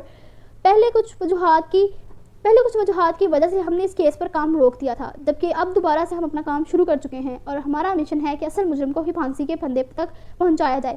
اگر اسرا بے قصور ہوئی تو اسے کچھ نہیں ہوگا۔ رافع نے بڑی سمجھداری سے اسے سمجھاتے ہوئے ساری صورتحال سے آگاہ کیا تھا، جس پر حازم سمیت وجدان نے سمجھنے کے انداز میں اسبات میں سے سر ہلایا۔ اوکے، تمہیں جیسے ہی اسرا کا پتہ چلے پلیز ہمیں انفارم کرنا، ہم بھی اسے ڈھونڈنے کی پوری کوشش کریں گے۔ واجد نے اپنی جگہ سے کھڑے ہوتے ہوئے اسے مصافحہ کرتے ہوئے کہا اور جانے کے لیے اپنی نشست سے کھڑا ہوا۔ اسے ایک کیس کے سلسلے میں کورٹ پہنچنا تھا، وہ مزید یہاں نہیں ٹھہر سکتا تھا۔ شیور۔ رافع نے اپنی کرسی سے کھڑے ہوتے ہوئے اسے مصافحہ کرتے ہوئے اسے جانے کی اجازت دی تھی۔ ان دونوں کے آفس سے باہر نکلتے تک رافع پرسوچ نگاہوں سے ان کی پشت کو دیکھتا رہا۔ حازم فرحان، اس نے زیر لب حازم کا پورا نام دہرایا تھا۔ اسے اس کا ڈیٹا نکلوانا تھا اور یہ جاننا تھا کہ وہ کیوں اب اسرا کو بچانا چاہتا ہے، کیونکہ یہ ان کے دشمنوں کی کوئی چال تو نہیں۔ اسے پورے طریقے سے اس شخص کی ڈیٹیلز چاہیے تھی جو کہ اسرا کے لیے بے حد فکر مند نظر آ رہا تھا۔ اس کی بے چینی فطری تھی یا دکھاوا؟ رافع کو اس بارے میں جاننا تھا۔ اس کے جانے کے بعد وہ کچھ دیر اس کے بارے میں سوچتا رہا، پھر خود ہی باہر نکل گیا۔ اسرا کے معاملے میں وہ کوئی رسک نہیں لے سکتا تھا۔ وہ خاموشی سے بجھے دل کے ساتھ کچن میں کھڑی حنان کے لیے فرائض بنا رہی تھی، جس نے اس سے ایک ہی دن میں اپنے باپ کے بارے میں پوچھ کر اس کے سر میں درد کر دیا تھا۔ اس کی آنکھیں رو رو کر سوج چکی تھی۔ کل سے اس کا بہت برا حال تھا۔ اسے کچھ سمجھ نہیں آ رہا تھا کہ اس کے ساتھ ہو کیا رہا ہے۔ عاطف کل کا گیا جانے کب لوٹنے والا تھا؟ وہ اسے کس گناہ کی سزا دے رہا تھا جو یوں اکیلے چھوڑ کر چلا گیا تھا؟ کیا وہ کسی مصیبت میں تھا؟ ہاں، وہ پچھلے کچھ دنوں سے بہت پریشان تھا، مگر کیا وہ اسے اس قابل بھی سمجھتا نہیں تھا کہ اسے اپنی پریشانی بانٹتا؟ زمن کے ذہن میں یہ ساری باتیں گردش کر رہی تھی جو کہ اسے جینا محال کر رہی تھی۔ وہ یہ سب سوچ کر آدھی رہ گئی تھی۔ اسے عاطف کی آنکھوں میں آئے آنسو نہیں بھول رہے تھے، جانے وہ کس تکلیف میں تھا جس کی وجہ سے اس نے اتنا بڑا قدم اٹھانا پڑا۔ اس کا دل مسلسل تڑپتے ہوئے اس کی سلامتی کے لیے دعا گو تھا۔ اس ایک دن میں ہی وہ اس کے بغیر مرجھا سی گئی تھی۔ کل کے سلور زدہ لباس میں ملبوس بالوں کا رف سا جوڑا کیے وہ عام سے حلیے میں کہیں سے بھی پرانی والی زمل نہیں لگتی تھی۔ حنان کو بہلانے کی خاطر وہ اس کے فیورٹ فرائز بنا رہی تھی جو کہ ضد کرتے ہوئے اسے بلا وجہ تنگ کر رہا تھا۔ فرائز بنا کر اسے پلیٹ میں نکالتے ہوئے کچن سے باہر نکلنے لگی جب سائمہ بیگم سے ڈھونڈتی ہوئی کچن میں داخل ہوئی۔ بے ساختہ زمل کا رف سا حلیہ دے کر انہیں उनकी पेशानी पर सलवटें पड़ी थी। ये क्या हुलिया बना रखा है तुमने? कोई मर गया है क्या? किस बात का सोग मना रही हो? साहिबा बेगम ने शदीद नागवारी से रोने से सूजी हुई आंखों को सुर्ख आंखों को देखकर कहा, मेरी तबीयत नहीं ठीक। जिमल ने वो मुश्किल बहाना बनाते हुए झूठ बोला था। उसकी अपनी ही वही हालत बना रखी थी जिस वक्त उसके दिल की थी। तबीयत नहीं ठीक तो जाओ डॉक्टर को दिखाओ, मेडिसिन लो, मगर अपना हुलिया दुरुस्त रखो। मेरे घर में मुलाजमत जैसे हुलिया में घूमने की जरूरत नहीं। और ये आतिफ कब से कहाँ गायब है? साहिबा बेगम ने उसकी लापरवाही से कहने पर झड़कते हुए उसे टोका था और फिर आतिफ की गैर मौजूदगी के बारे में पूछा। मैं नहीं जानती कि वो कहाँ हैं, जिमल भारी से भोजन लहजे में कहती मजीद वहाँ रुके किचन की दहलीज पार कर गई। आतिफ के जिक्र पर उसका मुसलसल दुखता दिल किसी ने फिर से मुट्ठी में भूंज कर खोला था। साहिबा बेगम उसके यूं किचन से निकलकर जाने पर हैरानी से देखती रह गई थी। उन्हें उसकी ये इत्तला ताल्लुकी बहुत अजीब लगी थी। वो उसके यूं किचन से बाहर निकलकर जाने पर लग भूंजती खुद से आतिफ को कॉल करने लगी, जिसका नंबर कल से मुसलसल बन जा रहा था। उन्हें अपने बेटे की फिक्र हो रही थी। वो कभी यूं अपना मोबाइल स्विच ऑफ नहीं करता था। इस रेस्टोरेंट में आज रश मामूल से भी बहुत कम था, जबकि ये रेस्टोरेंट तो अपनी गहमा गहमी और लजीज खानों की वजह से जाना जाता था। वो एक नज़र अतराफ में देखता अंदर दाखिल हुआ तो आते ही कोने वाले टेबल की तरफ बढ़ गया। इस वक्त वह यूनिफॉर्म में मलबूस नहीं था। वो आज किसी मीटिंग से वापसी पर रोमियो के दोबारा से फ़ोन करने पर मिलने पर इसरार करने पर इसे यहाँ मिलने आया था। ये कोई रात के 1:30 बजे का वक्त था। उसकी आंखें नींद से भारी हो रही थी। आज का पूरा दिन बहुत मसरूफ़ और थका देने वाला था।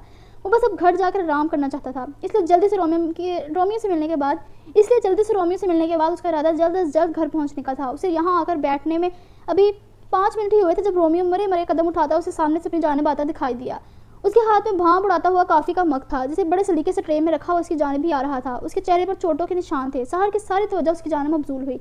उसके करीब आते हुए उसे सलाम करने के साथ साथ छोटी ट्रे को उसके सामने रखता हुआ कुर्सी की सीट पर बैठ गया। ये तुम्हारे चेहरे पर चोटों के निशान कैसे? सहर ने भगोर उसका चेहरा देखते हुए पूछा। उसकी आई ब्रू के पास काफ़ी गहरा कट लगा हुआ था, जिसका जख्म अब शायद भर गया था। कुछ नहीं साहब, बस एक दोस्त की नई बाइक चलाने की कोशिश की थी, जिसके नतीजे में छोटा सा एक्सीडेंट हो गया और ये निशान पड़ गया मुंह पर। रोमियो ने मुश्किल अपने लहजे को लापरवाह रखते हुए कहा, जबकि सहर को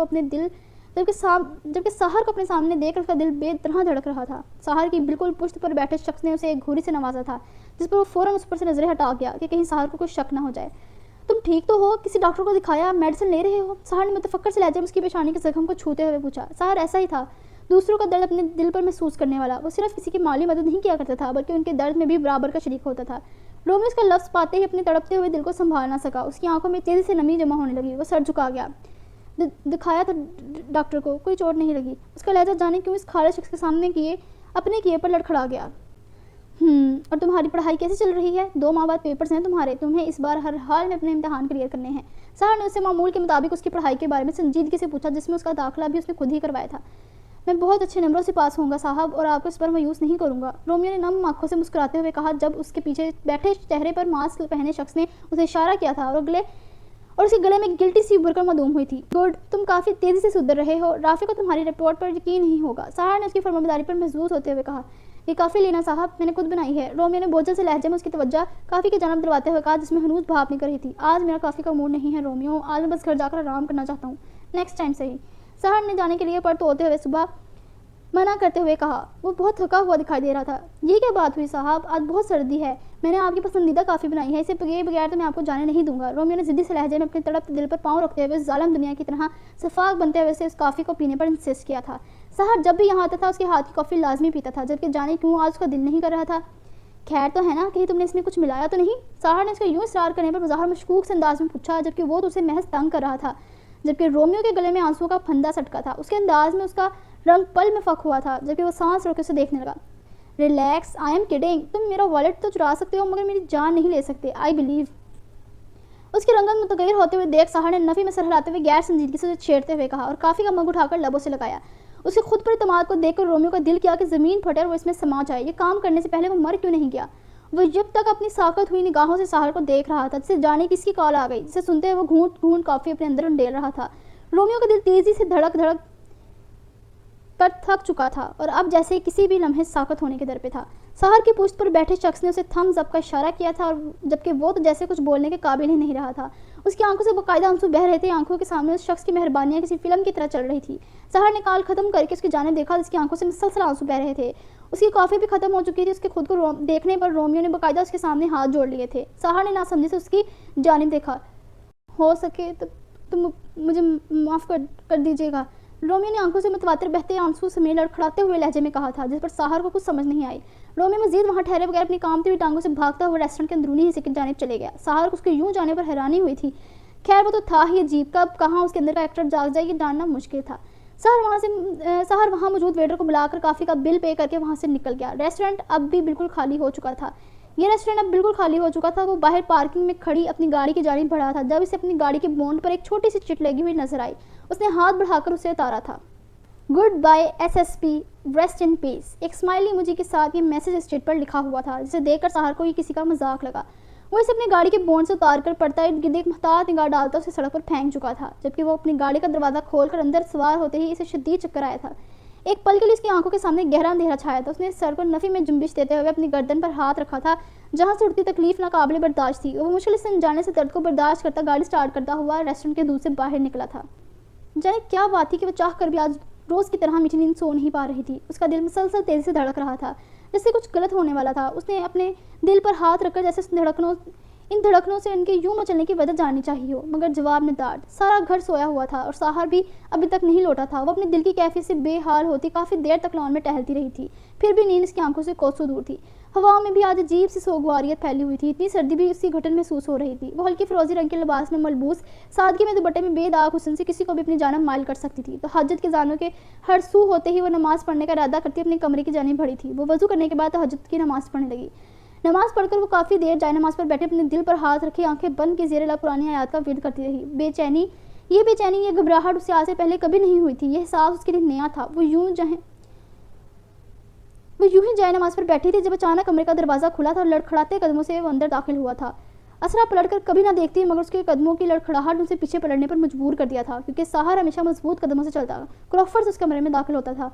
वो इन लड़खड़ाते कदमों की चाप सुनकर सरस से पलटी थी और उस पर निगाह उठते उसका दिल एक पल को काम कर रह गया था। साहर बगैर उसे देखे वो मुश्किल बेड तक पहुंचा था और गिरने के इस अंदाज में पुश्त के बल बेड पर गिरा था।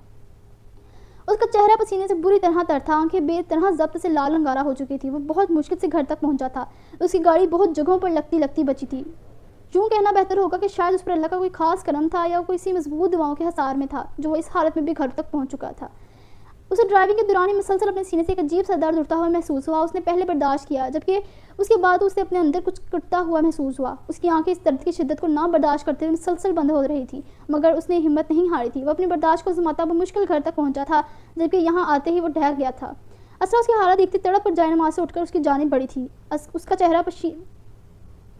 चेहरा पसीने से शराबूर था। वह सांस खींच कर ले रहा था। उसकी पलकों पर जैसे मनोबोझ हो जो उसे आंखें खोले नहीं दे रहा हो। उसकी हालत देखते असरा के हाथ पांव कांपते थे। क्या हुआ है आपको? आपकी तबीयत ठीक है? इतना पसीना क्यों आ रहा है आपको? असरा ने परेशानी से उसका चेहरा थपथपाते हुए तफक्री से पूछा। उसे उसकी हालत बहुत ज़्यादा सीरियस लगी थी। साहर की आंखें खतरनाक हद तक लाल हो चुकी थी। Fan on. कमरे के वस में लगे पंखे की जानिब इशारा करते हुए वो लड़खड़ाते लहजे में बोला था। उसकी सांस सीने में अटकना शुरू हो चुकी थी। उसकी बात सुनती असरा ने बगैर एक लम्हा में ज़ाय के फ़ौरन पंखा ऑन किया था, हालांकि बाहर हड्डियों को थरथरा देने वाली सर्दी पड़ रही थी। आपको क्या हो रहा है? प्लीज़ मुझे बताएं। आंखें खोलें अपनी। असरा ने अपने दुपट्टे से उसके चेहरे पर आए बुरी तरह से पसीने को साफ करते हुए उसका चेहरा थपथपा कर उसे आंखें खोलने पर मजबूर किया, जबकि साहर ने मुसलसल अपनी बंद होती आंखों से खुद पर झकी असरा को देखा था, जिसके चेहरे पर उसके लिए मुतफक्री थी। उसकी आंखों में उसके लिए आंसू थे, उसके लहजे में उसके लिए तड़प थी। असरा आलम और उसके लिए रोए, ये सब कुछ तो किसी अनदेखा ख्वाब की तब्दील लगती थी। वो उसे एक नज़र भर कर देखता, इस कदर तकलीफ में भी अपनी किस्मत की बेरहमी पर लबों पर मामूली सी मुस्कुराहट लाता आंखें हमेशा के लिए बंद कर गया। उसके मफलूज होते जहन में रोमियो का अक्स एक बार फिर लहराया था, तो यानी उसके साथ धोखा हुआ था। उसका एतबार मात खा गया था। शायद उसका एंड यूं ही लिखा था। असरा के हाथ में थामा उसका हाथ बेजान हो गया था। उसका जिस्म किसी बर्फ़ की तरह सर्द हो गया था और सर बाएं जानिब को लड़क गया। मुसलसल बोलती उसे उठाने की कोशिश करती असरा को ज़ुबान को ब्रेक लगा था। उसकी बेजान होते हाथ को देखकर एक पल के लिए अपनी जगह मंजमंद हुई थी। उसे लगा एक पल के लिए सारे लाहौर में सन्नाटा छा गया हो, जिसके साथ उसका दिल भी एक पल के लिए धड़कने से इनकार कर गया। कायनात में मौजूद हर चीज़ उसे ठहरती हुई महसूस हुई। हर तरफ जैसे सुकोच छा गया हो और कमरे में लगी वॉल क्लॉक की टिक टिक की आवाज़ इतनी तेज़ थी जैसे हर कोई इस आवाज़ के ताबे हो। वो नफी में सर हिलाती, उसका हाथ दोबारा थामती भी यकीनी से उसे देखने लगी, जिसके मुंह से सफ़ेद रंग की झाग निकलने लगी थी। असरा को लगा इस कमरे की छत इस पर गिर गई हो। वो मुंह पर हाथ रखे फटी फटी निगाहों से उसे देखती मुसलसल नफी में सर हिला रही थी। नहीं, अब आपको कुछ नहीं हो सकता। साहर असरार नहीं मर सकता। मुझे ऐसे چھوڑ کر آپ نہیں مر سکتے. نہیں, ایسا نہیں ہو سکتا. اسرا پاگلوں کی طرح اپنے دوپٹے سے اس کے منہ سے نکلتی جھاگ صاف کرتی, ہذیانی انداز میں بولتی, جیسے کچھ لمحوں کے لیے اپنا ذہنی توازن کھو بیٹھی. آنکھیں کھولنے اپنی ظاہر, کوئی ہے یہ آنکھیں نہیں کھو رہے ہیں اپنی. آنٹی, حاشر بھائی, انہیں کہیں اپنی آنکھیں کھولنے پلیز. کوئی ہے, انہیں کہیں کہ مجھے ایسے تنگ نہیں کر سکتے. اسے کوئی جواب نہ دیتے دیکھ اسرا کی حالت ایسی تھی جیسے صدیوں کی پاگل ہو. وہ اس وقت شدید صدمے کے زیر اثر تھی, اور یہ صدمہ سیدھا اس کے ذہن پر اثر انداز ہوا تھا, جو اس قدر سنگین صورتحال میں بھی اس کا ہاتھ تھامے اسے اٹھانے کی کوشش میں ہلکان ہو رہی تھی. جبکہ اسے نہ اٹھتے دیکھ وہ اب باقاعدہ کھلے دروازے سے باہر سب کو واضح دینے لگی تھی, مگر دکھنے میں وہ اپنے حواسوں میں نہیں لگتی تھی. کسی کا آخری سہارا بھی اسے چھن جانا کیسے ہوتا ہے, یہ اس وقت وہ اسرا عالم کی حالت دیکھتا تو سمجھ جاتا. وہ بھیڑ سے خالی ہاتھ ہو گئی تھی. اس نے اس شخص کو نہیں, اپنی بقیہ زندگی کو کھو دیا تھا, اپنے جینے کی آخری آس کو کھو دیا تھا. ہاں, اس نے صحیح کہا تھا کہ اسے اس کے سائے میں جینے کی عادت ہو گئی تھی. تبھی تو اس کی آنکھیں بند کرتے ہی اسرا عالم بکھر گئی تھی. اسے اس شخص سے کوئی محبت نہیں تھی, بس وہ اس کا سہارا تھا, اس کی منزل کی طرف جاتا وہ راستہ جسے وہ اکیلے نہیں چل سکتی تھی. جبکہ آج وہ پھر اکیلی رہ گئی تھی, جیتے جی مر گئی تھی. اس کی دنیا اجڑ گئی تھی. اس کی موجودگی میں ہی میری جائے پناہ تھی مہر. اس کی موجودگی میں ہی میری جائے پناہ تھی مہر. وہ شخص فقط میرا سہارا نہیں, آسماں ہوا کرتا تھا. تو ویورز, کیسی لگی آپ کا ایپیسوڈ؟ اپنی رائے کا اظہار کمنٹس میں ضرور کریے گا. ملتے ہیں اگلی ایپیسوڈ کے ساتھ, اور میرے چینل کو سبسکرائب ضرور کریے گا. اللہ حافظ.